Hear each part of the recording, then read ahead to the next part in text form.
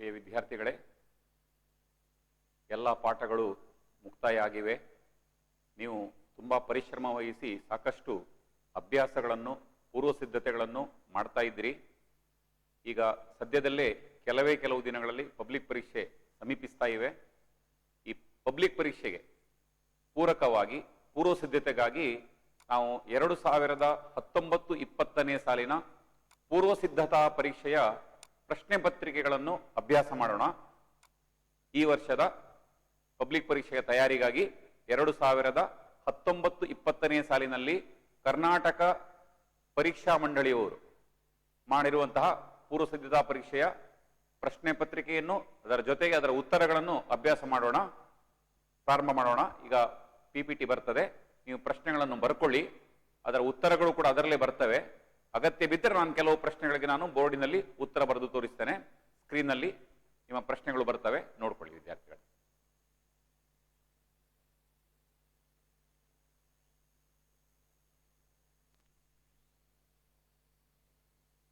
ಒಂದನೇ ಪ್ರಶ್ನೆ,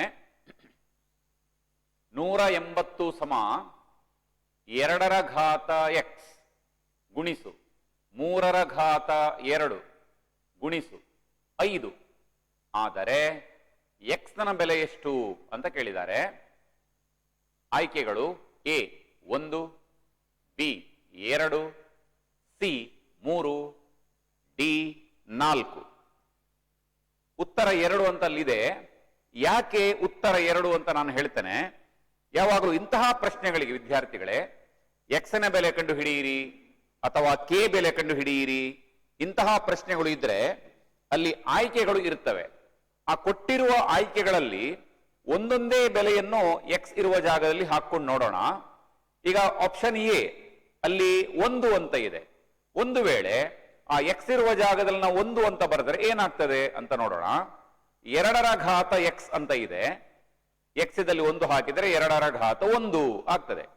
2 ರ ಘಾತ 1 ಅಂದ್ರೆ 2 ಗುಣಿಸು 3 ರ ಘಾತ 2 ಅಂದ್ರೆ 9. 2 ರ ಘಾತ 1 ಅಂದ್ರೆ 2, 3 ರ ಘಾತ 2 ಅಂದ್ರೆ 9. 2 ಗುಣಿಸು 9 18 ಆಗ್ತದೆ. 18 ಗುಣಿಸು 5 90 ಆಗ್ತದೆ. 180 ಆಗೋದಿಲ್ಲ. ಸರಿ, ಆದ್ದರಿಂದ ಆಪ್ಷನ್ ಎ x ನ ಬೆಲೆ 1 ಆಗ್ಲಿಕ್ಕೆ ಸಾಧ್ಯ ಇಲ್ಲ. ಎರಡನೇ ಆಯ್ಕೆ ನೋಡೋಣ, ಆಪ್ಷನ್ ಬಿ. ಅಲ್ಲಿ 2 ಅಂತ ಇದೆ. ಈಗ x ಇರುವ ಜಾಗದಲ್ಲಿ 2 ಹಾಕಿದ್ರೆ ಏನಾಗ್ತದೆ ಅಂತ ನೋಡೋಣ. 2 ರ ಘಾತ x ಅಂತ ಇದೆ. 2 ರ ಘಾತ 2, 2 ರ ಘಾತ 2 ಅಂದ್ರೆ 4 ಗುಣಿಸು 3 ರ ಘಾತ 2 ಅಂದ್ರೆ 9. 4 ಗುಣಿಸು 9 36 ಆಗ್ತದೆ. 36ಕ್ಕೆ 5ರಿಂದ ಗುಣಿಸಿ ನೋಡಿ 180 ಸಿಗ್ತದೆ. ಆದ್ದರಿಂದ x ನ ಬೆಲೆ 2 ಆಗಬೇಕು. ಈ ಪ್ರಶ್ನೆಗೆ ಸರಿಯಾದ ಉತ್ತರ ಬಿ 2 ಅನ್ನುವಂಥದ್ದು. ಇದಕ್ಕೆ ನಾವು ಟ್ರಯಲ್ ಎರರ್ ಮೆಥಡ್ ಅಂತ ಹೇಳ್ತೇವೆ. ಟ್ರಯಲ್ ಎರರ್ ಮೆಥಡ್ ಅಂತ ಹೇಳಿದ್ರೆ ಕೊಟ್ಟಿರುವ ಬೆಲೆಗಳನ್ನು 4 ಆಯ್ಕೆಗಳಲ್ಲಿ ಒಂದೊಂದೇ ಬೆಲೆಯನ್ನು x ಇರುವ ಜಾಗದಲ್ಲಿ ಆದೇಶಿಸಿ ನೋಡೋದು. ಎಲ್ಲಿ ಸರಿ ಹೋಗ್ತದೆ ಅದನ್ನೇ ನಾವು x ನ ಬೆಲೆ ಅಂತ ನಿರ್ಧಾರ ಮಾಡೋದು. ಸರಿ ವಿದ್ಯಾರ್ಥಿಗಳೇ, ಎರಡನೇ ಪ್ರಶ್ನೆಗೆ ಹೋಗೋಣ. ಚಿತ್ರದಲ್ಲಿ y ಸಮ p ಆಫ್ x ಬಹುಪದೋಕ್ತಿಯನ್ನು ನಕ್ಷೆಯ ಮೂಲಕ ಪ್ರತಿನಿಧಿಸಿದ ಬಹುಪದೋಕ್ತಿಯ ಶೂನ್ಯತೆಗಳ ಸಂಖ್ಯೆ ಎಷ್ಟು? ಇದನ್ನು ನೀವು ಚೆನ್ನಾಗಿ ಕಲ್ತಿದ್ದೀರಿ ಪಾಠದಲ್ಲಿ. ಒಂದು ಬಹುಪದೋಕ್ತಿಯ ನಕ್ಷೆ ಕೊಟ್ರೆ ಆ ನಕ್ಷೆಯ ಮೂಲಕ ಶೂನ್ಯತೆಗಳನ್ನು ಕಂಡು ಹಿಡಿಯುವುದು ಹೇಗೆ ಅಂತ ನಿಮ್ಗೆ ಚೆನ್ನಾಗಿ ಗೊತ್ತು. ಆ ನಕ್ಷೆ x ಅಕ್ಷವನ್ನು ಎಷ್ಟು ಕಡೆ ಛೇದಿಸ್ತದೆ ಅಂತ ನೋಡಬೇಕು. ನಕ್ಷೆಯು x ಅಕ್ಷವನ್ನು ಎಲ್ಲೆಲ್ಲಿ ಛೇದಿಸ್ತದೆ ಅಂತ ನೋಡಿ. ಆ ನಕ್ಷೆ ನೋಡಿ ಮೇಲಿಂದ ಕೆಳಗೆ ಇಳಿತಾ ಉಂಟು. x ಅಕ್ಷವನ್ನು ಒಂದು ಕಡೆ ಛೇದಿಸಿತು, ಹಾಗೆಯೇ ಕೆಳಗೆ ಬಂತು. y ಅಕ್ಷವನ್ನು ಛೇದಿಸಿತು, ಆಮೇಲೆ ಪುನಃ ಮೇಲೆ ಹೋಯಿತು. ಅಲ್ಲಿ ಮೇಲೆ ಹೋಗುವಾಗ ಇನ್ನೊಂದು ಕಡೆ x ಅನ್ನು ಛೇದಿಸಿತು, x ಅಕ್ಷವನ್ನು. ಹಾಗೆ ಮೇಲೆ ಪೀಕ್ ಹೋಗಿ ಪುನಃ ಕೆಳಗೆ ಬರುವಾಗ ಇನ್ನೊಮ್ಮೆ 3ನೇ ಬಾರಿ ಅದು x ಅಕ್ಷವನ್ನು ಛೇದಿಸ್ತಾ ಇದೆ. ಆ ನಕ್ಷೆಯು x ಅಕ್ಷವನ್ನು 3 ಕಡೆ ಛೇದಿಸ್ತಾ ಇದೆ. ಆದ್ದರಿಂದ ಶೂನ್ಯತೆಗಳ ಸಂಖ್ಯೆ 3. ಸರಿಯಾದ ಉತ್ತರ ಸಿ 3. ಇಂತಹ ಒಂದು ಪ್ರಶ್ನೆಯನ್ನು ಹೆಚ್ಚಿನ ಪಬ್ಲಿಕ್ ಪರೀಕ್ಷೆಗಳಲ್ಲಿ, ಹೆಚ್ಚಿನ ಪೂರ್ವ ಸಿದ್ಧತಾ ಪರೀಕ್ಷೆ ನಾವು ಕಂಡಿದ್ದೇವೆ. ಇದು ಇಂಪಾರ್ಟೆಂಟ್ ಪ್ರಶ್ನೆ ಅಂತ ಹೇಳ್ಬೋದು. ಚೆನ್ನಾಗಿ ಅಭ್ಯಾಸ ಮಾಡಿ ವಿದ್ಯಾರ್ಥಿಗಳೇ. ಇದೇ ರೀತಿಯ ಬೇರೆ ಬೇರೆ ರೀತಿಯ ನಕ್ಷೆಗಳನ್ನು ನಿಮ್ಮ ಪುಸ್ತಕದಲ್ಲಿ ಕೊಟ್ಟಿದ್ದಾರೆ. ಬೇರೆ ಬೇರೆ ಮಾದರಿ ಪ್ರಶ್ನೆ ಪತ್ರಿಕೆಗಳಲ್ಲಿ ಕೂಡ ಇವೆ. ಇಂತಹ ಪ್ರಶ್ನೆ ಚೆನ್ನಾಗಿ ಅಭ್ಯಾಸ ಮಾಡಿಕೊಳ್ಳಿ. ಇದು ಇಂಪಾರ್ಟೆಂಟ್ ಪ್ರಶ್ನೆ ಆಗಿದೆ. ಎರಡನೇ ಪ್ರಶ್ನೆಗೆ ಉತ್ತರ C3. ಈಗ ಮೂರನೇ ಪ್ರಶ್ನೆಗೆ ಹೋಗೋಣ. ಮೂರನೇ ಪ್ರಶ್ನೆ, x ವರ್ಗ ಪ್ಲಸ್ bx ಪ್ಲಸ್ c ಸಮ 0 ಈ ವರ್ಗ ಸಮೀಕರಣದ ಮೂಲಗಳು ಯಾವುದು ಅಂತ ಕೇಳಿದ್ದಾರೆ. ಒಂದು ವೇಳೆ ವರ್ಗ ಸಮೀಕರಣ ax ವರ್ಗ ಪ್ಲಸ್ bx ಪ್ಲಸ್ c ಸಮ 0 ಅಂತ ಆದ್ರೆ ಈ ವರ್ಗ ಸಮೀಕರಣದ ಮೂಲಗಳು ಅಂದರೆ ಎಕ್ಸಿನ ಬೆಲೆಯನ್ನು ಕಂಡುಹಿಡಿಯುವ ಸೂತ್ರ ಏನು ಅಂತ ನಮ್ಗೆ ಗೊತ್ತಿರಬೇಕು. ನಾವು ಕಲ್ತಿದ್ದೇವೆ x ಸಮ minus B plus or minus ವರ್ಗಮೂಲ ಬಿ ವರ್ಗ ಮೈನಸ್ 4ac ಪೂರ್ಣ ಭಾಗಿಸು 2a. ಈ ಸೂತ್ರ ನಮಗೆ ಚೆನ್ನಾಗಿ ಗೊತ್ತು. ಆದರೆ ಅಲ್ಲಿ ಕೊಟ್ಟಿರುವ ಸಮೀಕರಣದಲ್ಲಿ ಎಕ್ಸ್ ವರ್ಗದ ಸಹಗುಣಕ ಎ ಇಲ್ಲ. ಅದರ ಬದಲಿಗೆ ಎಕ್ಸ್ ವರ್ಗದ ಸಹಗುಣಕ ಖಾಲಿ ಇದೆ, ಅಂದ್ರೆ 1 ಅಂತ ನಾವು ತಗೊಳ್ಬೇಕು. ಎ ಇರುವ ಜಾಗದಲ್ಲಿ 1 ಇದೆ. ಆದ್ದರಿಂದ ಈಗ ನಾನು ಹೇಳಿದ ಸೂತ್ರದಲ್ಲಿ ಎ ಇರುವ ಜಾಗದಲ್ಲಿ 1 ಹಾಕಿದ್ರೆ ಎಕ್ಸ್ ಸಮ minus B plus or minus ವರ್ಗಮೂಲ ಬಿ ವರ್ಗ ಮೈನಸ್ 4ac. ನೋಡಿ ಅದೇ ಆಗ್ತದೆ. ಯಾಕೆ ಎ ಬರಲಿಲ್ಲ ಅಂತ ಹೇಳಿದ್ರೆ ಎ ಯ ಬೆಲೆ 1 ಆಗಿದೆ.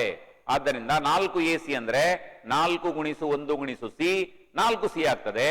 ಪೂರ್ಣ ಭಾಗಿಸು 2a. ಅಲ್ಲಿ ಕೂಡ ಛೇದದಲ್ಲಿ 2a ಹಾಕ್ಲಿಲ್ಲ. ಯಾಕೆ ಎ ಹಾಕ್ಲಿಲ್ಲ ಅಂತ ಹೇಳಿದ್ರೆ ಎ ಯ ಬೆಲೆ 1, 2 ಗುಣಿಸು 1 2 ಆಗ್ತದೆ.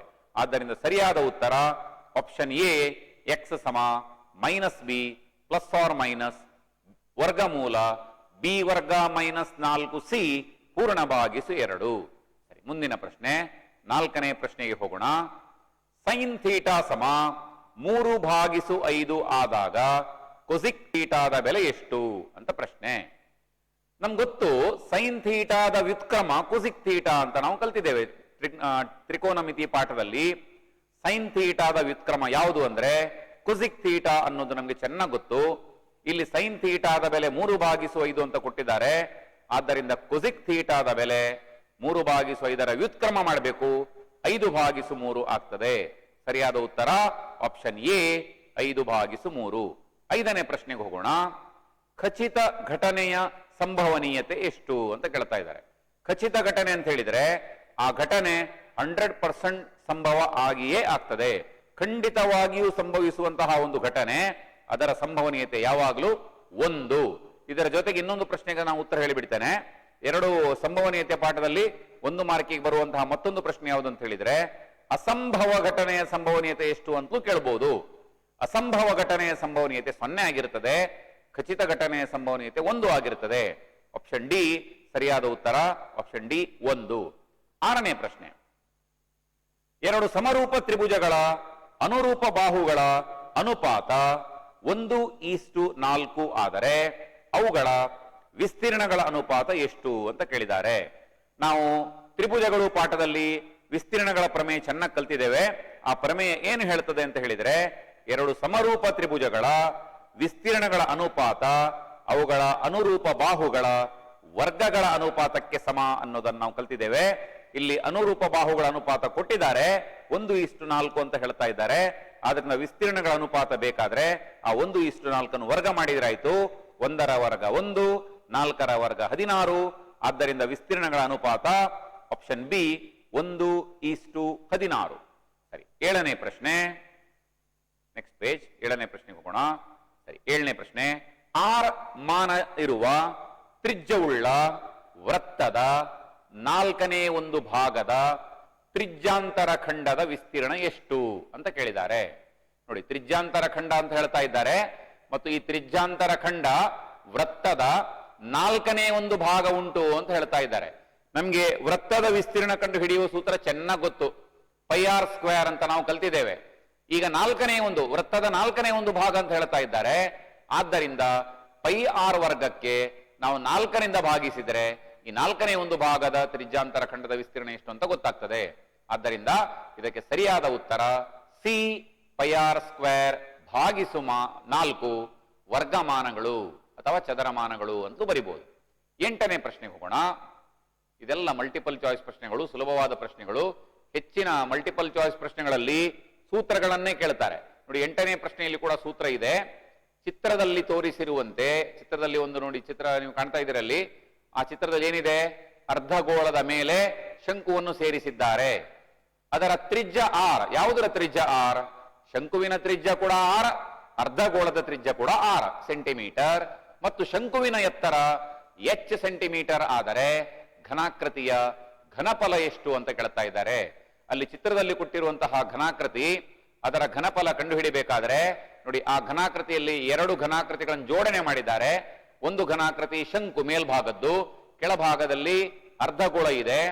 ಈಗ ನಾವು ಅದರ ಪೂರ್ತಿ ಘನಫಲ ಎಷ್ಟು ಅಂತ ಗೊತ್ತಾಗಬೇಕಾದ್ರೆ ಆ 2 ಘನಾಕೃತಿಗಳ ಘನಫಲಗಳನ್ನು ಕೂಡಿಸಬೇಕು. ಅಂದರೆ ಶಂಕುವಿನ ಘನಫಲ ಮತ್ತು ಅರ್ಧಗೋಳದ ಘನಫಲವನ್ನು ಕೂಡಿಸಬೇಕಾಗ್ತದೆ. ಶಂಕುವಿನ ಘನಫಲ ಕಂಡುಹಿಡಿಯುವ ಸೂತ್ರ ಯಾವುದು ಅಂತ ನಿಮ್ಗೆ ಗೊತ್ತು, 3/1 πr²h.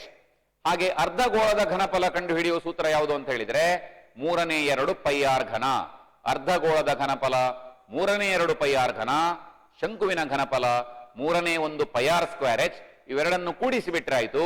ಸರಿಯಾದ ಉತ್ತರ ಆಪ್ಷನ್ ಡಿ, 3/2 πr ಘನ ಪ್ಲಸ್ 3/1 πr²h ಘನ ಸೆಂಟಿಮೀಟರ್ ಆಗ್ತದೆ. ಸರಿ ವಿದ್ಯಾರ್ಥಿಗಳೇ, ಅಲ್ಲಿಗೆ ಮಲ್ಟಿಪಲ್ ಚಾಯ್ಸ್ ಪ್ರಶ್ನೆ 8 ಪ್ರಶ್ನೆಗಳಿವೆ. 8 ಪ್ರಶ್ನೆಗಳಿಗೆ 8 ಅಂಕಗಳಿವೆ. ಮುಂದೆ ರೋಮನ್ ನಂಬರ್ 2, ಇಲ್ಲಿ 1 ಅಂಕದ ಪ್ರಶ್ನೆಗಳು. ಇಲ್ಲಿ ಆಯ್ಕೆಗಳು ಇರೋದಿಲ್ಲ, 1 ಅಂಕದ ಸರಳವಾದ ಪ್ರಶ್ನೆಗಳು, ವೆರಿ ಶಾರ್ಟ್ ಆನ್ಸರ್ ಕ್ವಶನ್ಸ್ ಅಂತ ಹೇಳ್ತೇವೆ ನಾವು. ಅತ್ಯಂತ ಲಘು ಉತ್ತರದ ಪ್ರಶ್ನೆಗಳು. ಅಂದ್ರೆ ಇಂತಹ ಪ್ರಶ್ನೆಗಳಿಗೆ ಕೇವಲ 1 ವಾಕ್ಯದಲ್ಲಿ ಅಥವಾ ಕೇವಲ 1 ಶಬ್ದದಲ್ಲಿ ಉತ್ತರಿಸುವಂತಹ ಪ್ರಶ್ನೆಗಳು. ನೋಡಿ, 9ನೇ ಪ್ರಶ್ನೆಯಿಂದ ಪ್ರಾರಂಭ ಆಗ್ತದೆ.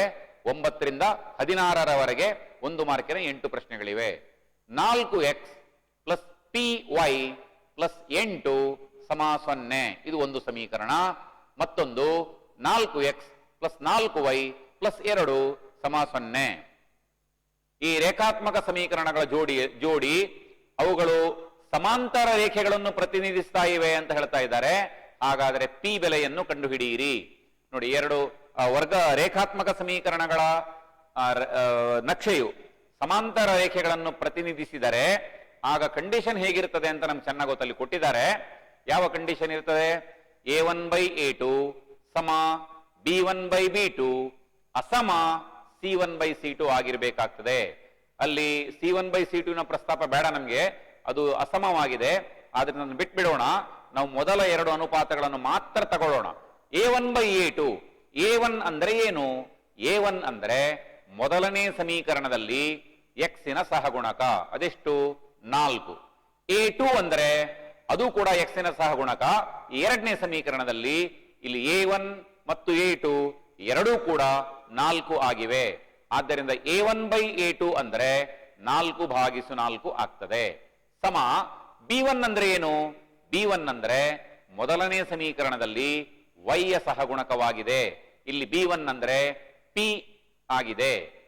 b2 ಅಂದ್ರೆ ಎರಡನೇ ಸಮೀಕರಣದಲ್ಲಿ y ಯ ಸಹಗುಣಕ, ಇಲ್ಲಿ b2 4 ಆಗಿದೆ. ಆದ್ದರಿಂದ b1/b2 ಅಂದ್ರೆ p/4 ಆಗ್ತದೆ. a1/a2 ಸಮ b1/b2 ಅಂದರೆ 4/4 ಸಮ p/4 ಆಗ್ತದೆ. ಓರೆ ಗುಣಾಕಾರ ಮಾಡಿದ್ರೆ p × 4 4p ಆಗ್ತದೆ. 4 × 4 16 ಆಗ್ತದೆ. 4p ಸಮ 16 ಆದರೆ p ಸಮ 16/4 ಆಗ್ತದೆ. 4 ಎಡಬದಿಯಿಂದ ಬಲಬದಿಗೆ ತಂದ್ರೆ ಅದು /4 ಆಗ್ತದೆ. 16/4 ಅಂದರೆ 4. ಆದ್ದರಿಂದ p ಯ ಬೆಲೆ 4 ಆಗಿದೆ. 10ನೇ ಪ್ರಶ್ನೆಗೆ ಹೋಗೋಣ. 1 ಅಂಕದ ಪ್ರಶ್ನೆಗಳು ಸ್ವಲ್ಪ ವೇಗವಾಗಿ ಹೋಗ್ತಾ ಇದ್ದೇನೆ, ಸುಲಭವಾಗಿದೆ.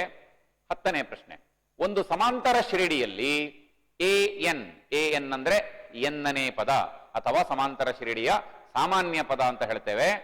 an ಸಮ 3n+2 ಆದಾಗ 12ನೇ ಪದವನ್ನು ಕಂಡುಹಿಡಿಯಿರಿ. ನೋಡಿ, ಯಾವಾಗಲೂ ಇದು ಸುಲಭವಾದಂತಹ ಲೆಕ್ಕ. ಇಂತಹ ಪ್ರಶ್ನೆ ಕೂಡ ನೀವು ಯಾವಾಗಲೂ ಪರೀಕ್ಷೆಗಳಲ್ಲಿ ನಿರೀಕ್ಷೆ ಮಾಡಬಹುದು. an ಅಂದ್ರೆ 3n+2. ಈಗ 12ನೇ ಪದ ಕಂಡು ಹಿಡಿಬೇಕಾದ್ರೆ n ಇರುವ ಜಾಗದಲ್ಲಿ 12 ಅಂತ ಹಾಕಿದ್ರೆ ಆಯ್ತು. an ಎನ್ನಿದಲ್ಲಿ 12 ಹಾಕಿ a12 ಅಂದ್ರೆ 12ನೇ ಪದ ಸಮ 3 × n ಅಂದ್ರೆ 3 × 12 ಪ್ಲಸ್ 2. 3 × 12 ಎಷ್ಟು?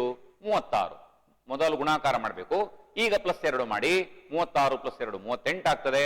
12ನೇ ಪದ 38. ಅತ್ಯಂತ ಸರಳವಾದಂತಹ ಪ್ರಶ್ನೆ. 11ನೇ ಪ್ರಶ್ನೆಗೆ ಹೋಗೋಣ. ಪಿ ಆಫ್ ಎಕ್ಸ್ ಸಮ 2x ವರ್ಗ ಮೈನಸ್ 9x ಪ್ಲಸ್ 10. ಇಲ್ಲಿ ಒಂದು ಬಹುಪದೋಕ್ತಿ ಕೊಟ್ಟಿದ್ದಾರೆ. ಈ ಬಹುಪದೋಕ್ತಿಯ ಶೂನ್ಯತೆಗಳ ಮೊತ್ತವನ್ನು ಕಂಡುಹಿಡಿಯಿರಿ ಅಂತ ಹೇಳ್ತಾ ಇದ್ದಾರೆ. ನಾವು ಸಾಮಾನ್ಯವಾಗಿ ಬಹುಪದೋಕ್ತಿಯ ಶೂನ್ಯತೆಗಳಿಗೆ ಯಾವ ಸಂಕೇತ ಹಾಕ್ತೇವೆ ಅಂತ ಹೇಳಿದ್ರೆ ಆಲ್ಫಾ ಮತ್ತು ಬೀಟಾ. ಆಲ್ಫಾ ಒಂದು ಶೂನ್ಯತೆ, ಬೀಟಾ ಇನ್ನೊಂದು ಶೂನ್ಯತೆ ಅಂತ ನಾವು ಕರಿತೇವೆ. ಈಗ ಶೂನ್ಯತೆಗಳ ಮೊತ್ತ ಅಂದರೆ ಆಲ್ಫಾ ಪ್ಲಸ್ ಬೀಟಾ. ಈ ಸೂತ್ರ ನಮಗೆ ಗೊತ್ತು. ಆಲ್ಫಾ ಪ್ಲಸ್ ಬೀಟಾ ಕಂಡುಹಿಡಿಯುವುದು ಹೇಗೆ ಅಂದರೆ ಮೈನಸ್ ಬಿ ಭಾಗಿಸು ಎ, ಶೂನ್ಯತೆಗಳ ಮೊತ್ತ ಕಂಡುಹಿಡಿಯುವ ಸೂತ್ರ, ಅಥವಾ ಆಲ್ಫಾ ಪ್ಲಸ್ ಬೀಟಾ ಕಂಡುಹಿಡಿಯುವ ಸೂತ್ರ ಮೈನಸ್ ಬಿ ಭಾಗಿಸು ಎ. ಅಲ್ಲಿ ಬಹುಪದೋಕ್ತಿಯಲ್ಲಿ ನೋಡಿ, ಎ ಅಂದರೆ ಎಕ್ಸ್ ವರ್ಗದ ಸಹಗುಣಕ. ಎಕ್ಸ್ ವರ್ಗದ ಸಹಗುಣಕ ಎಷ್ಟು? 2. ಆದ್ದರಿಂದ ಎ ಸಮ 2. ಬಿ ಅಂದರೆ ಎಕ್ಸಿನ ಸಹಗುಣಕ. ಎಕ್ಸಿನ ಸಹಗುಣಕ ಯಾವುದು? -9. ಆದ್ದರಿಂದ ಬಿ ಯ ಬೆಲೆ -9. ಈಗ ಸೂತ್ರದಲ್ಲಿ ಎ ಮತ್ತು ಬಿ ಗಳ ಬೆಲೆಗಳನ್ನು ಆದೇಶಿಸಬೇಕು. ಆಲ್ಫಾ ಪ್ಲಸ್ ಬೀಟಾ ಸಮ, ನೋಡಿ ಸೂತ್ರದಲ್ಲಿ ಮೈನಸ್ ಇದೆ, ಇಲ್ಲಿ ಕೂಡ ಮೈನಸ್ ಹಾಕಬೇಕು, ಮತ್ತು ಬಿ ಇರುವ ಜಾಗದಲ್ಲಿ -9 ಹಾಕಬೇಕು. ಮೈನಸ್ ಗುಣಿಸು -9 ಭಾಗಿಸು 2. ಯಾಕೆ 2 ಬರೆದಿದ್ದಾರೆ? ಎ ಯ ಬೆಲೆ 2. ಈಗ ಮೈನಸ್ಸಿನ -9 ಅಂದರೆ +9 ಆಗ್ತದೆ. ಶೂನ್ಯತೆಗಳ ಮೊತ್ತ 9/2 ಆಯಿತು. ಸರಿ, ನಿಮ್ಗೆ ಅರ್ಥ ಆಗಿದೆ ಅಂತ ಭಾವಿಸ್ತೇನೆ. ಎಲ್ಲ ಅತ್ಯಂತ ಸರಳವಾದ ಪ್ರಶ್ನೆಗಳಿವು. 12ನೇ ಪ್ರಶ್ನೆಗೆ ಹೋಗೋಣ. ಸರಿ, ಸೈನ್ 28 ಡಿಗ್ರಿ ಭಾಗಿಸು ಕಾಸ್ 62 ಡಿಗ್ರಿ, ಇದರ ಬೆಲೆಯನ್ನು ಕಂಡುಹಿಡಿಯಿರಿ. ಸೈನ್ 28 ಡಿಗ್ರಿ ಭಾಗಿಸು ಕಾಸ್ 62 ಡಿಗ್ರಿ ಸಮ ಅಂಶ ಸೈನ್ 28 ಡಿಗ್ರಿ ಹಾಗೆಯೇ ಇಟ್ಕೊಂಡಿದ್ದಾರಲ್ಲಿ, ಭಾಗಿಸು ಛೇದದಲ್ಲಿ ಕಾಸ್ ಕೂಡ ಹಾಗೆ ಇದೆ, ಆದರೆ 62 ಡಿಗ್ರಿ ಇರುವ ಜಾಗದಲ್ಲಿ ಅಡ್ಜಸ್ಟ್ಮೆಂಟ್ ಮಾಡಿ 90 - 28 ಡಿಗ್ರಿ ಮಾಡಿದ್ದಾರೆ. ಯಾಕೆ ಹಾಗೆ ಮಾಡಿದ್ದಾರೆ ನೋಡಿ? 90 - 28 ಅಂತ ಹೇಳಿದ್ರೆ ಅದು 62. 62ರ ಬದಲಿಗೆ ನಾವು 90 - 28 ಬರೆದ್ರೆ ಯಾವುದೇ ತಪ್ಪಿಲ್ಲ, ಯಾಕಂದ್ರೆ ಅದು ಕೂಡ 62 ಆಗ್ತದೆ. ಆದರೆ ನಾವು ತ್ರಿಕೋನಮಿತಿಯಲ್ಲಿ ಒಂದು ಪೂರಕ ಕೋನಗಳ ಸಂಬಂಧ ಕಲ್ತಿದ್ದೇವೆ. ಈಗ ಸೈನ್ ಮತ್ತು ಕಾಸ್ ಅಂತ ಹೇಳಿದ್ರೆ ಅವುಗಳು ಸಹ ಅನುಪಾತಗಳು. ಸೈನ್ ಅನುಪಾತದ ಸಹ ಅನುಪಾತ ಕಾಸ್ ಆಗ್ತದೆ. ಅದೇ ರೀತಿ ಕಾಸಿನ ಸಹ ಅನುಪಾತ ಸೈನ್ ಆಗ್ತದೆ. ಕಾಸ್ 90 - ಥೀಟಾ ಇದ್ರೆ ನಾವು ಅದನ್ನು ಸೈನ್ ಥೀಟಾ ಅಂತ ಬರಿಬಹುದು. ಇಲ್ಲಿ ಥೀಟಾ ಅಂದ್ರೆ 28 ಡಿಗ್ರಿ ಅಂತ ನಾವು ಭಾವಿಸಬೇಕು. ಕಾಸ್ 90 - 28 ಅನ್ನು ಸೈನ್ 28 ಅಂತ ಬರಿಬಹುದು. ಈಗ ಅಂಶ ಕೂಡ ಸೈನ್ 28 ಡಿಗ್ರಿ, ಛೇದ ಕೂಡ ಸೈನ್ 28 ಡಿಗ್ರಿ. ಒಂದು ಪದಕ್ಕೆ ಅದೇ ಪದದಿಂದ, ಒಂದು ಸಂಖ್ಯೆಗೆ ಅದೇ ಸಂಖ್ಯೆಯಿಂದ ಭಾಗಿಸಿದರೆ ಯಾವಾಗಲೂ ಉತ್ತರ 1 ಆಗ್ತದೆ. ಸೈನ್ 28ಕ್ಕೆ ಸೈನ್ 28 ಭಾಗಿಸಿದರೆ ಉತ್ತರ 1. 13ನೇ ಪ್ರಶ್ನೆಗೆ ಹೋಗೋಣ. ತ್ರಿಭುಜ ಎಬಿಸಿಯಲ್ಲಿ ಎಬಿ ಬಿಸಿಗೆ ಲಂಬವಾಗಿದೆ. ಎಬಿ ಲಂಬ ಬಿಸಿ ಮತ್ತು ಕೋನ ಎಬಿಸಿ ಸಮ 30 ಡಿಗ್ರಿ. ಎಬಿ ಸಮ 15 ಮೀಟರ್, ಬಿಸಿ ಸಮ ಬಿಸಿಯ ಉದ್ದವನ್ನು ಕಂಡುಹಿಡಿಯಿರಿ ಅಂತ ಹೇಳಿದ್ದಾರೆ. ಸರಿ ವಿದ್ಯಾರ್ಥಿಗಳೇ, ಅಲ್ಲಿ ಪ್ರಶ್ನೆಯಲ್ಲಿ ಸ್ವಲ್ಪ ತಪ್ಪಾಗಿದೆ ಕಾಣ್ತದೆ. ಅದು ಕೋನ ಎಬಿಸಿ ಅಲ್ಲ, ಕೋನ ಎಸಿಬಿ ಆಗಬೇಕು. ಚಿತ್ರದಲ್ಲಿ ಸರಿ ಇದೆ, ಚಿತ್ರದಲ್ಲಿ ಕೋನ ಸಿ ಸಮ 30 ಡಿಗ್ರಿ ಅಂತ ಕೊಟ್ಟಿದ್ದಾರೆ. ಪ್ರಶ್ನೆಯಲ್ಲಿ ಕೋನ ಎಬಿಸಿ ಅಲ್ಲ, ಅದು ಕೋನ ಎಸಿಬಿ ಆಗಬೇಕು. ಎಸಿಬಿ ಸಮ 30 ಡಿಗ್ರಿ. ಎಬಿಯ ಅಳತೆ 15 ಮೀಟರ್ ಅಂತ ಕೊಟ್ಟಿದ್ದಾರೆ. ಬಿಸಿಯ ಉದ್ದ ಎಷ್ಟು ಅಂತ ಕಂಡುಹಿಡಿಬೇಕು. ನೋಡಿ, ಬಿಸಿ ಅಂದರೆ ಆ 30 ಡಿಗ್ರಿ ಕೋನಕ್ಕೆ ಸಂಬಂಧಿಸಿದ ಹಾಗೆ ಬಿಸಿ ಪಾರ್ಶ್ವಬಾಹು ಆಗುತ್ತದೆ, ಮತ್ತು 30 ಡಿಗ್ರಿಗೆ ಅಭಿಮುಖವಾಗಿ ಎಬಿ ಬಾಹು ಇದೆ. ಎಬಿ ಅಭಿಮುಖ ಬಾಹು ಮತ್ತು ಬಿಸಿ ಪಾರ್ಶ್ವಬಾಹು ಆಗಿದೆ. ಈಗ ಈ ಅಭಿಮುಖ ಬಾಹುವಿನ ಅಳತೆ ಕೊಟ್ಟಿದ್ದಾರೆ, ಎಬಿ ಅಳತೆ ಕೊಟ್ಟಿದ್ದಾರೆ ಅಂತ ಹೇಳಿದ್ರೆ ಅಭಿಮುಖ ಬಾಹುವಿನ ಅಳತೆ ಕೊಟ್ಟಿದ್ದಾರೆ. ಬಿಸಿಯ ಉದ್ದ ಕಂಡುಹಿಡಿಯಿರಿ ಅಂದ್ರೆ ಪಾರ್ಶ್ವಬಾಹುವಿನ ಉದ್ದ ಕಂಡುಹಿಡಿಯಿರಿ ಅಂತ ಹೇಳ್ತಾ ಇದ್ದಾರೆ. ಆದ್ದರಿಂದ ನಾವು ಅಭಿಮುಖ ಬಾಹು ಮತ್ತು ಪಾರ್ಶ್ವಬಾಹುವನ್ನು ಒಳಗೊಂಡಿರುವ ತ್ರಿಕೋನಮಿತಿ ಅನುಪಾತವನ್ನು ತಗೊಳ್ಬೇಕಾಗ್ತದೆ. ಅಂತಹ ಅನುಪಾತ 2 ಇವೆ. ಯಾವುದೆರಡು ಇವೆ? ಅಭಿಮುಖ ಬಾಹು ಮತ್ತು ಪಾರ್ಶ್ವಬಾಹುವನ್ನು ಒಳಗೊಂಡಿರುವಂತಹ ತ್ರಿಕೋನಮಿತಿಯ 2 ಅನುಪಾತಗಳಿವೆ. ಒಂದು ಟ್ಯಾನ್ ಅನುಪಾತ, ಮತ್ತೊಂದು ಕಾಟ್ ಅನುಪಾತ. ಅದನ್ನ ನಾವಿಲ್ಲಿ ಟ್ಯಾನ್ ಅನ್ನು ಆರಿಸಿಕೊಂಡಿದ್ದೇವೆ. ಟ್ಯಾನ್ ಥೀಟಾ ಸಮ, ಇಲ್ಲಿ ಥೀಟಾ ಅಂದ್ರೆ ಕೋನ ಸಿ, ಕೋನ ಸಿ ಅನ್ನು ಥೀಟಾ ಅಂತ ಕರೀತಾ ಇದ್ದಾರೆ ಅವರು. ಟ್ಯಾನ್ ಥೀಟಾ ಸಮ ಅಭಿಮುಖ ಬಾಹು ಭಾಗಿಸು ಪಾರ್ಶ್ವಬಾಹು. ಅಭಿಮುಖ ಬಾಹು ಯಾವುದು ಅಂದ್ರೆ ಎ ಬಿ, ಪಾರ್ಶ್ವಬಾಹು ಯಾವುದು ಅಂದ್ರೆ ಬಿಸಿ. ಟ್ಯಾನ್ ಥೀಟಾ ಸಮ ಎ ಬಿ ಭಾಗಿಸು ಬಿಸಿ. ಈಗ ಥೀಟಾ ಅಂದ್ರೆ ಅದರ ಅಳತೆ ಕೊಟ್ಟಿದ್ದಾರೆ 30 ಡಿಗ್ರಿ. ಟ್ಯಾನ್ 30 ಡಿಗ್ರಿ ಸಮ ಎ ಬಿ ಭಾಗಿಸು ಬಿ ಸಿ. ಟ್ಯಾನ್ 30 ಡಿಗ್ರಿಯ ಬೆಲೆ ನಮ್ಗೆ ಗೊತ್ತಿರಬೇಕು, 1 ಭಾಗಿಸು ವರ್ಗಮೂಲ 3 ಸಮ ಎ ಬಿ ಅಳತೆ ಕೊಟ್ಟಿದ್ದಾರೆ 15 ಭಾಗಿಸು ಬಿ ಸಿ ಅಳತೆಯನ್ನು ಕೊಡ್ಲಿಲ್ಲ. ಓರೆ ಗುಣಾಕಾರ ಮಾಡಿ 1 ಗುಣಿಸು ಬಿ ಸಿ ಅಂದರೆ ಬಿ ಸಿ, 15 ಗುಣಿಸು ವರ್ಗಮೂಲ 3 ಅಂದರೆ 15 ವರ್ಗಮೂಲ 3. ಆದ್ದರಿಂದ ಬಿ ಸಿಯ ಉದ್ದ 15 ವರ್ಗಮೂಲ 3 ಮೀಟರ್ ಆಗುತ್ತದೆ.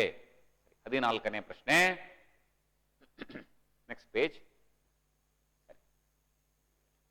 ಚಿತ್ರದಲ್ಲಿ ಡಿಇ ಸಮಾಂತರ ಬಿಸಿ, ಎಇ ಸಮ 3 ಸೆಂಟಿಮೀಟರ್, ಸಿಇ ಸಮ 6 ಸೆಂಟಿಮೀಟರ್, ಎಡಿ ಸಮ 4 ಸೆಂಟಿಮೀಟರ್ ಆದರೆ ಎ ಬಿಯ ಉದ್ದವನ್ನು ಕಂಡುಹಿಡಿಯಿರಿ. ನೋಡಿ, ಎ ಬಿಯ ಉದ್ದ ಕೇಳ್ತಾ ಇದ್ದಾರೆ ಅವರು. ಇದಕ್ಕೆ ನಾವು ಥೇಲ್ಸ್ ಪ್ರಮೇಯ ಉಪಯೋಗಿಸಿದರೆ ಆಗೋದಿಲ್ಲ. ಯಾಕೆ ಅಂತ ಹೇಳ್ತೇನೆ ವಿದ್ಯಾರ್ಥಿಗಳೇ. ಥೇಲ್ಸ್ ಪ್ರಮೇಯ ಏನ್ ಹೇಳ್ತದೆ? ಒಂದು ತ್ರಿಭುಜದಲ್ಲಿ ಒಂದು ಬಾಹುವಿಗೆ ಸಮಾಂತರವಾಗಿ ಎಳೆದ ರೇಖೆಯು ಉಳಿದೆರಡು ಬಾಹುಗಳನ್ನು ಸಮಾನುಪಾತದಲ್ಲಿ ವಿಭಾಗಿಸುತ್ತದೆ. ಅಂದ್ರೆ ಈ ಚಿತ್ರದಲ್ಲಿ ತ್ರಿಭುಜ ಎಬಿಸಿಯಲ್ಲಿ ಬಿಸಿಗೆ ಸಮಾಂತರವಾಗಿ ಡಿಇ ಅನ್ನು ಎಳೆದಿದ್ದಾರೆ. ಈಗ ಡಿಇ ಏನ್ ಮಾಡ್ತದೆ? ಎ ಬಿ ಮತ್ತು ಎ ಸಿಗಳನ್ನು 2 ಭಾಗ ಮಾಡ್ತದೆ. ಎ ಬಿಯ 2 ಭಾಗಗಳು ಯಾವುದು ಅಂದರೆ ಎಡಿ ಮತ್ತು ಬಿಡಿ. ಎ ಸಿಯ 2 ಭಾಗಗಳು ಯಾವುದು ಅಂದರೆ ಎಇ ಮತ್ತು ಸಿಇ. ಥೇಲ್ಸ್ ಪ್ರಮೇಯದ ಪ್ರಕಾರ ಎಡಿ ಭಾಗಿಸು ಬಿಡಿ ಸಮ ಎಇ ಭಾಗಿಸು ಸಿಇ ಆಗುತ್ತದೆ. ಆದರೆ ಪ್ರಶ್ನೆಯಲ್ಲಿ ಬಿಡಿಯ ಉದ್ದ ಕೇಳಲಿಲ್ಲ, ಎ ಬಿಯ ಉದ್ದವನ್ನು ಕೇಳಿದ್ದಾರೆ. ಆದ್ದರಿಂದ ಈ ಪ್ರಶ್ನೆಯಲ್ಲಿ ನಾವು ಥೇಲ್ಸ್ ಪ್ರಮೇಯದ ಬದಲಿಗೆ ಥೇಲ್ಸನ ಉಪಪ್ರಮೇಯ ಉಪಯೋಗಿಸಿದರೆ ಒಳ್ಳೆಯದು. ಥೇಲ್ಸನ ಉಪಪ್ರಮೇಯ ಅಂದ್ರೆ ಯಾವುದು? ನೋಡಿ ವಿದ್ಯಾರ್ಥಿಗಳೇ, ಚಿತ್ರದಲ್ಲಿ ನಮಗೆ 2 ತ್ರಿಭುಜಗಳು ಕಾಣ್ತಾ ಇವೆ. ಒಂದು ದೊಡ್ಡದು ಎ ಬಿ ಸಿ ತ್ರಿಭುಜ, ಮತ್ತೊಂದು ಅದರ ಒಳಗಿರುವಂತದ್ದು ಎಡಿಇ ತ್ರಿಭುಜ. ಹೀಗೆ ಎ ಬಿ ಸಿ ತ್ರಿಭುಜ ಮತ್ತು ಎಡಿಇ ತ್ರಿಭುಜದ ಬಾಹುಗಳ ನೋಡಿ. ಎ ಬಿ ಸಿ ತ್ರಿಭುಜದ 3 ಬಾಹುಗಳನ್ನು ಹೇಳ್ತೇನೆ, A B, B C, A C. ಮತ್ತು ಚಿಕ್ಕ ತ್ರಿಭುಜ ಎಡಿಇ, ಅದರ 3 ಬಾಹುಗಳು ಎಡಿ, ಡಿಇ, ಎಇ ಆಗಿದೆ. ಈಗ ಥೇಲ್ಸನ ಉಪಪ್ರಮೇಯ ಏನ್ ಹೇಳ್ತಾ ಅಂತ ಹೇಳಿದ್ರೆ, ಈ 2 ತ್ರಿಭುಜಗಳು ಇವೆ ಇಲ್ಲಿ, ಅವುಗಳ ಅನುರೂಪ ಬಾಹುಗಳ ಅನುಪಾತ ತಗೊಳ್ಬೇಕು. ಅಂದ್ರೆ ಎ ಬಿ ಸಿಯ ಮೊದಲನೇ ಬಾಹು ಎ ಬಿ, ಎಡಿಇಯ ಮೊದಲನೇ ಬಾಹು ಎಡಿ. ಎ ಬಿ ಭಾಗಿಸು ಎಡಿ ಸಮ ಬಿ ಸಿ ಭಾಗಿಸು ಡಿಇ ಸಮ ಎ ಸಿ ಭಾಗಿಸು ಎಇ. ನಮ್ಗೆ ಅದರಲ್ಲಿ ಬಿ ಸಿ ಭಾಗಿಸು ಡಿಇಯ ಅವಶ್ಯಕತೆ ಇಲ್ಲ. ಆದ್ರಿಂದ ನಾವು 2 ಅನುಪಾತಗಳಲ್ಲಿ ಸಮಾಂತರ ಬರೆದಿದ್ದೇವೆ. ಯಾವುದು ಅಂದರೆ ಎ ಬಿ ಭಾಗಿಸು ಎಡಿ ಸಮ ಎ ಸಿ ಭಾಗಿಸು ಎಇ. ಎ ಬಿ ಅಂದರೆ ದೊಡ್ಡ ತ್ರಿಭುಜದ ಬಾಹು, ಛೇದದಲ್ಲಿ ಎಡಿ ಇದೆ, ಚಿಕ್ಕ ತ್ರಿಭುಜದ ಬಾಹು. ಬಲಬದಿಯಲ್ಲಿ ಎ ಸಿ ಅಂದರೆ ದೊಡ್ಡ ತ್ರಿಭುಜದ ಬಾಹು ಭಾಗಿಸು ಎಇ ಅಂದರೆ ಚಿಕ್ಕ ತ್ರಿಭುಜದ ಬಾಹು. ಈಗ ಎ ಬಿಯ ಅಳತೆ ನಮಗೆ ಗೊತ್ತಿಲ್ಲ, ಎ ಬಿ ಅಂತಲೇನೆ ಬರೆದಿದ್ದೇವೆ ಸೆಕೆಂಡ್ ಸ್ಟೆಪ್ ನಲ್ಲಿ. ಎಡಿಯ ಬದಲಿಗೆ ಅದರ ಅಳತೆ 4 ಅಂತ ಬರೆದಿದ್ದೇವೆ. ಬಲಬದಿಯಲ್ಲಿ ಎ ಸಿಯ ಅಳತೆ ಮೇಲೆ 9 ಅಂತ ಬರೆದಿದ್ದೇವೆ.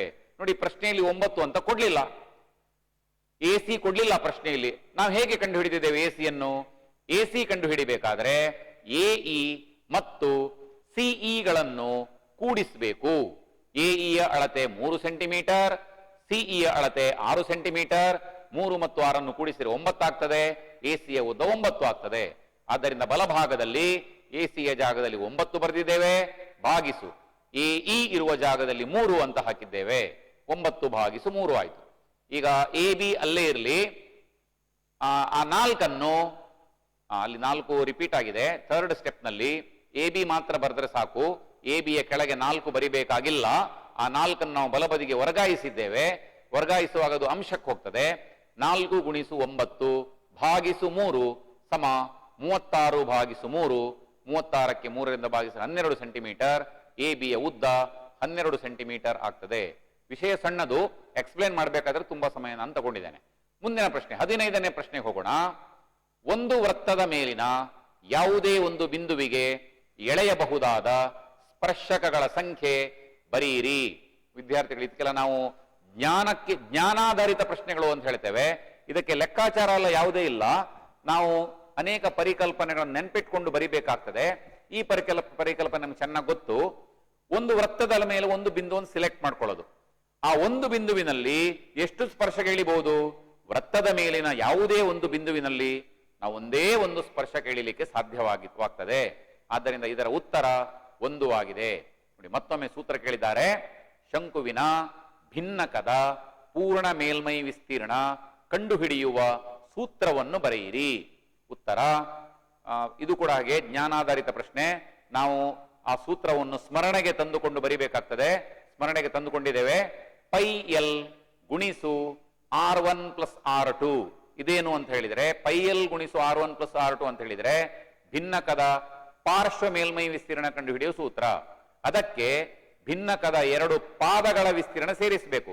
ಒಂದು ಪಾದದ ತ್ರಿಜ್ಯ R1 ಇದೆ, ಆದ್ದರಿಂದ ಆ ಒಂದನೇ ವೃತ್ತಪಾದದ ವಿಸ್ತೀರ್ಣ ಪೈ R1 ಸ್ಕ್ವೇರ್ ಆಗ್ತದೆ. ಇನ್ನೊಂದು ಪಾದದ ತ್ರಿಜ್ಯ R2 ಇದೆ, ಆದ್ದರಿಂದ ಮತ್ತೊಂದು ಪಾದದ ವಿಸ್ತೀರ್ಣ ಪೈ R2 ಸ್ಕ್ವೇರ್. ಹೀಗೆ ಪಾರ್ಶ್ವ ಮೇಲ್ಮೈ ವಿಸ್ತೀರ್ಣಕ್ಕೆ 2 ಪಾದಗಳ ವಿಸ್ತೀರ್ಣಗಳನ್ನು ಸೇರಿಸಿದ್ರೆ ಪೂರ್ಣ ಮೇಲ್ಮೈ ವಿಸ್ತೀರ್ಣ ಸಿಗ್ತದೆ. ಪೈ ಎಲ್ ಗುಣಿಸು R1 plus R2 plus pi R1 square plus pi R2 square. ಇದು ಭಿನ್ನಕದ ಪೂರ್ಣ ಮೇಲ್ಮೈ ವಿಸ್ತೀರ್ಣ ಕಂಡುಹಿಡಿಯುವ ಸೂತ್ರವಾಗಿದೆ. ಸರಿ, ಅಲ್ಲಿಗೆ 1 ಅಂಕದ ಪ್ರಶ್ನೆಗಳು. 8 ಪ್ರಶ್ನೆಗಳು ಬಹು ಆಯ್ಕೆ ಪ್ರಶ್ನೆಗಳಾಯ್ತು, ಅದು ಕೂಡ 1 ಅಂಕದ್ದು. ಅದರ ನಂತರ ಅತಿ ಲಘು ಉತ್ತರದ್ದು ಪ್ರಶ್ನೆಗಳನ್ನು 8 ನೋಡಿದ್ದೇವೆ. ಒಟ್ಟಿಗೆ 16 1 ಅಂಕದ ಪ್ರಶ್ನೆಗಳು ಅಲ್ಲಿಗೆ ಮುಗಿಯಿತು. ಈಗ 17ನೇ ಪ್ರಶ್ನೆಯಿಂದ ಸ್ವಲ್ಪ ಸ್ಲೋಲಿ ಹೇಳ್ತಾ ಹೋಗ್ತೇನೆ, ನೀವು ಬೇಕಾದರೆ ಬರ್ಕೋಬಹುದು. ರೋಮನ್ ಅಂಕೆ 3. ಇದು ಲಘು ಉತ್ತರ ಪ್ರಶ್ನೆಗಳು. ಲಘು ಉತ್ತರ ಅಂತ ಹೇಳಿದ್ರೆ 2 ಅಂಕದ ಪ್ರಶ್ನೆಗಳು. ಇದು ಕೂಡ 8 ಪ್ರಶ್ನೆಗಳು ಬರ್ತವೆ ಪರೀಕ್ಷೆಯಲ್ಲಿ. ಮೊದಲನೇ ಪ್ರಶ್ನೆ ಬಹು ನಿರೀಕ್ಷಿತ ಪ್ರಶ್ನೆ, ರೇಖಾತ್ಮಕ ಸಮೀಕರಣಗಳ ಜೋಡಿಯನ್ನು ಬಿಡಿಸುವಂತಹ ಪ್ರಶ್ನೆ. ನೀವು ಖಂಡಿತ ಪಬ್ಲಿಕ್ ಪರೀಕ್ಷೆಯಲ್ಲಿ ನಿರೀಕ್ಷೆ ಮಾಡಬಹುದು. ಈ ವರ್ಷ ಕೂಡ 2 ಸಮೀಕರಣಗಳನ್ನು ಕೊಟ್ಟಿದ್ದಾರೆ. ಒಂದನೇ ಸಮೀಕರಣ 3x ಪ್ಲಸ್ 2y ಸಮ 11. ಇನ್ನೊಂದು ಸಮೀಕರಣ 5x ಮೈನಸ್ 2y ಸಮ 13. ನೋಡಿ ವಿದ್ಯಾರ್ಥಿಗಳೇ, ರೇಖಾತ್ಮಕ ಸಮೀಕರಣಗಳ ಜೋಡಿಯನ್ನು ಬಿಡಿಸಲಿಕ್ಕೆ ನಾವು 4 ವಿಧಾನಗಳನ್ನು ಕಲಿತಿದ್ದೇವೆ. ಆದೇಶ ವಿಧಾನ ಇದೆ, ವರ್ಜಿಸುವ ವಿಧಾನ ಇದೆ, ಓರೆ ಗುಣಾಕಾರ ವಿಧಾನ ಇದೆ ಮತ್ತು ನಕ್ಷಾ ವಿಧಾನ ಇದೆ. ಇದು 2 ಅಂಕದ ಪ್ರಶ್ನೆ ಆಗಿರುವ ಕಾರಣ ನೀವು ನಕ್ಷಾ ವಿಧಾನ ಮಾಡುವ ಅವಶ್ಯಕತೆ ಇಲ್ಲ. ಯಾಕಂದ್ರೆ ನಕ್ಷಾ ವಿಧಾನಕ್ಕೆ ನಕ್ಷೆ ಕೊಡಬೇಕಾಗ್ತದವರು. ನಕ್ಷೆಯ ಪ್ರಶ್ನೆ ಮತ್ತೊಂದಿರುವ ಕಾರಣ ಇಲ್ಲಿ ಇನ್ನೊಮ್ಮೆ ನೀವು ನಕ್ಷೆ ಉಪಯೋಗಿಸುವ ಅವಶ್ಯಕತೆ ಇಲ್ಲ.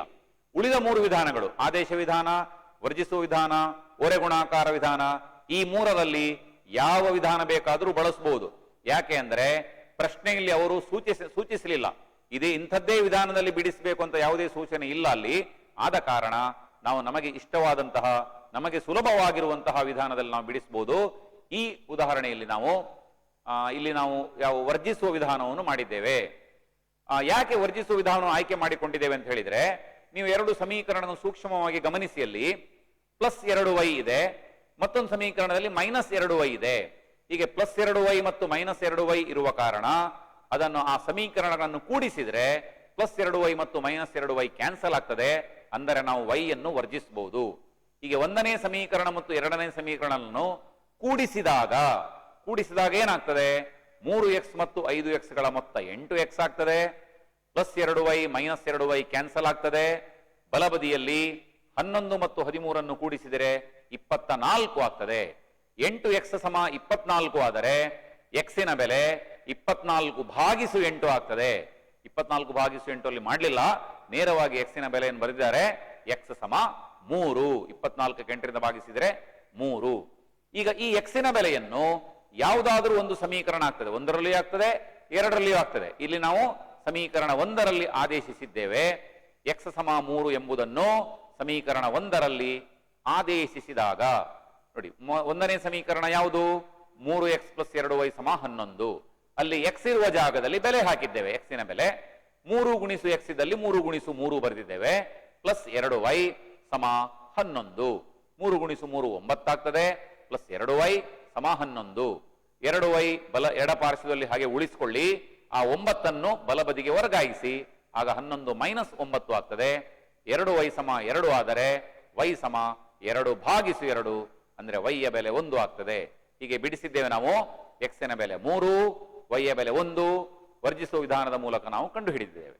ಸರಿ, ಬರ್ಕೊಂಡಾಯ್ತಲ್ವಾ? 18ನೇ ಪ್ರಶ್ನೆಗೆ ಹೋಗೋಣ. ಸ್ಲೋಲಿ ಮೇಲೆ ಹೋಗಿ. ವಿದ್ಯಾರ್ಥಿಗಳೇ, 18ನೇ ಪ್ರಶ್ನೆ, ಸಮಾಂತರ ಶ್ರೇಣಿಗಳು ಪಾಠದಿಂದ ಒಂದು ಸರಳವಾದಂತಹ ಅತ್ಯಂತ ಸುಲಭವಾದಂತಹ ಒಂದು ಪ್ರಶ್ನೆ ನೀವು ಖಂಡಿತ ನಿರೀಕ್ಷೆ ಮಾಡಬಹುದು 2 ಅಂಕಕ್ಕೆ. ಅದು ಸಮಾಂತರ ಶ್ರೇಣಿಯ ಪದಗಳ ಮೊತ್ತವನ್ನು ಕಂಡುಹಿಡಿಯುವ ಲೆಕ್ಕ ಇರಬಹುದು, ಅಥವಾ ಕೆಲವೊಮ್ಮೆ ಎನ್ನನೇ ಪದವನ್ನು ಬಳಸಿ ಕಂಡುಹಿಡಿಯುವ ಲೆಕ್ಕ, ಸೂತ್ರವನ್ನು ಬಳಸಿ ಮಾಡುವಂತಹ ಲೆಕ್ಕ. ಅಲ್ಲಿ ಡಿ ಬೆಲೆ ಕಂಡುಹಿಡಿಯುವ ಲೆಕ್ಕ ಇರ್ಬೋದು, ಎ ಬೆಲೆ ಕಂಡುಹಿಡಿಯುವ ಲೆಕ್ಕ ಇರ್ಬೋದು, ಅಥವಾ ಎನ್ ಬೆಲೆ ಕಂಡುಹಿಡಿಯುವ ಲೆಕ್ಕ ಇರ್ಬೋದು, ಅಥವಾ ಒಂದು 3ರ ಅಥವಾ 4ರ ಅಪವರ್ತ್ಯಗಳ 2 ಅಂಕೆಯ 3ರ ಅಪವರ್ತ್ಯಗಳ ಸಂಖ್ಯೆ ಎಷ್ಟು, ಆಮೇಲೆ 4ರ ಅಪವರ್ತ್ಯಗಳು 2 ಅಂಕೆಯ 4ರ ಅಪವರ್ತ್ಯಗಳು ಎಷ್ಟಿವೆ, ಇಂಥದ್ದು ಹಲವಾರು ಪ್ರಶ್ನೆಗಳು ನಮ್ಮ ಅಭ್ಯಾಸದಲ್ಲಿವೆ. ಅಂತಹ ಪ್ರಶ್ನೆಗಳನ್ನು ಕೂಡ ನಾವು ನಿರೀಕ್ಷೆ ಮಾಡಬಹುದು. ಆದರೆ ಇಲ್ಲಿ ಸಮಾಂತರ ಶ್ರೇಣಿಯ ಪದಗಳ ಮೊತ್ತ ಕಂಡುಹಿಡಿಯುವ ಸೂತ್ರ ಉಪಯೋಗಿಸಿ ಕಂಡುಹಿಡಿಯಿರಿ ಅಂತ ಹೇಳಿದ್ದಾರೆ. ಸಮಾಂತರ ಶ್ರೇಣಿ ಈ ರೀತಿ ಇದೆ: 3, 7, 11, 15, 3 ಚುಕ್ಕಿ ಹಾಕಿದ್ದಾರೆ. ಅದರ ಅರ್ಥ ಈ ಶ್ರೇಣಿಯಲ್ಲಿ ಇನ್ನೂ ಅನೇಕ ಪದಗಳಿವೆ ಅಂತ ಅರ್ಥ. ಈ ಸಮಾಂತರ ಶ್ರೇಣಿಯ ಮೊದಲ 20 ಪದಗಳ ಮೊತ್ತವನ್ನು ಸೂತ್ರದ ಸಹಾಯದಿಂದ ಕಂಡುಹಿಡಿಯಿರಿ ಅಂತ ಹೇಳಿದ್ದಾರೆ. ಯಾವುದು ಸೂತ್ರ? ಪದಗಳ ಮೊತ್ತ ಅಂತ ಹೇಳಿದ್ದಾರೆ. ಮೊತ್ತ ಅಂದ್ರೆ SN. ಸೂತ್ರ ಬರಿಬೇಕು ಮೊದಲು. SN ಸಮ n/2 ಗುಣಿಸು 2a ಪ್ಲಸ್ n-1 ಗುಣಿಸು d. ಇದು ಮೊದಲ n ಪದಗಳ ಮೊತ್ತವನ್ನು ಕಂಡುಹಿಡಿಯುವ ಸೂತ್ರ. ಇಲ್ಲಿ 20 ಪದಗಳ ಮೊತ್ತ ಅಂತ ಹೇಳಿದ್ದಾರೆ, ಆದ್ದರಿಂದ n ಸಮ 20 ಆಗಿದೆ. ಡಿ ಎಷ್ಟು? ಸಮಾಂತರ ಶ್ರೇಣಿ ನೋಡಿದ್ರೆ ಗೊತ್ತಾಗ್ತದೆ. ಮೊದಲನೇ ಪದ 3 ಇದೆ, ಎರಡನೇ ಪದ 7 ಇದೆ. ಎರಡನೇ ಪದ 7ರಿಂದ ಮೊದಲನೇ ಪದ 3 ಕಳಿಬೇಕು. 7ರಿಂದ 3 ಕಳೆದರೆ ಅಂದ್ರೆ ಎರಡನೇ ಪದದಿಂದ ಮೊದಲನೇ ಪದವನ್ನು ಕಳೆದರೆ ನಮಗೆ ಸಾಮಾನ್ಯ ವ್ಯತ್ಯಾಸ ಡಿ ಸಿಗುತ್ತದೆ.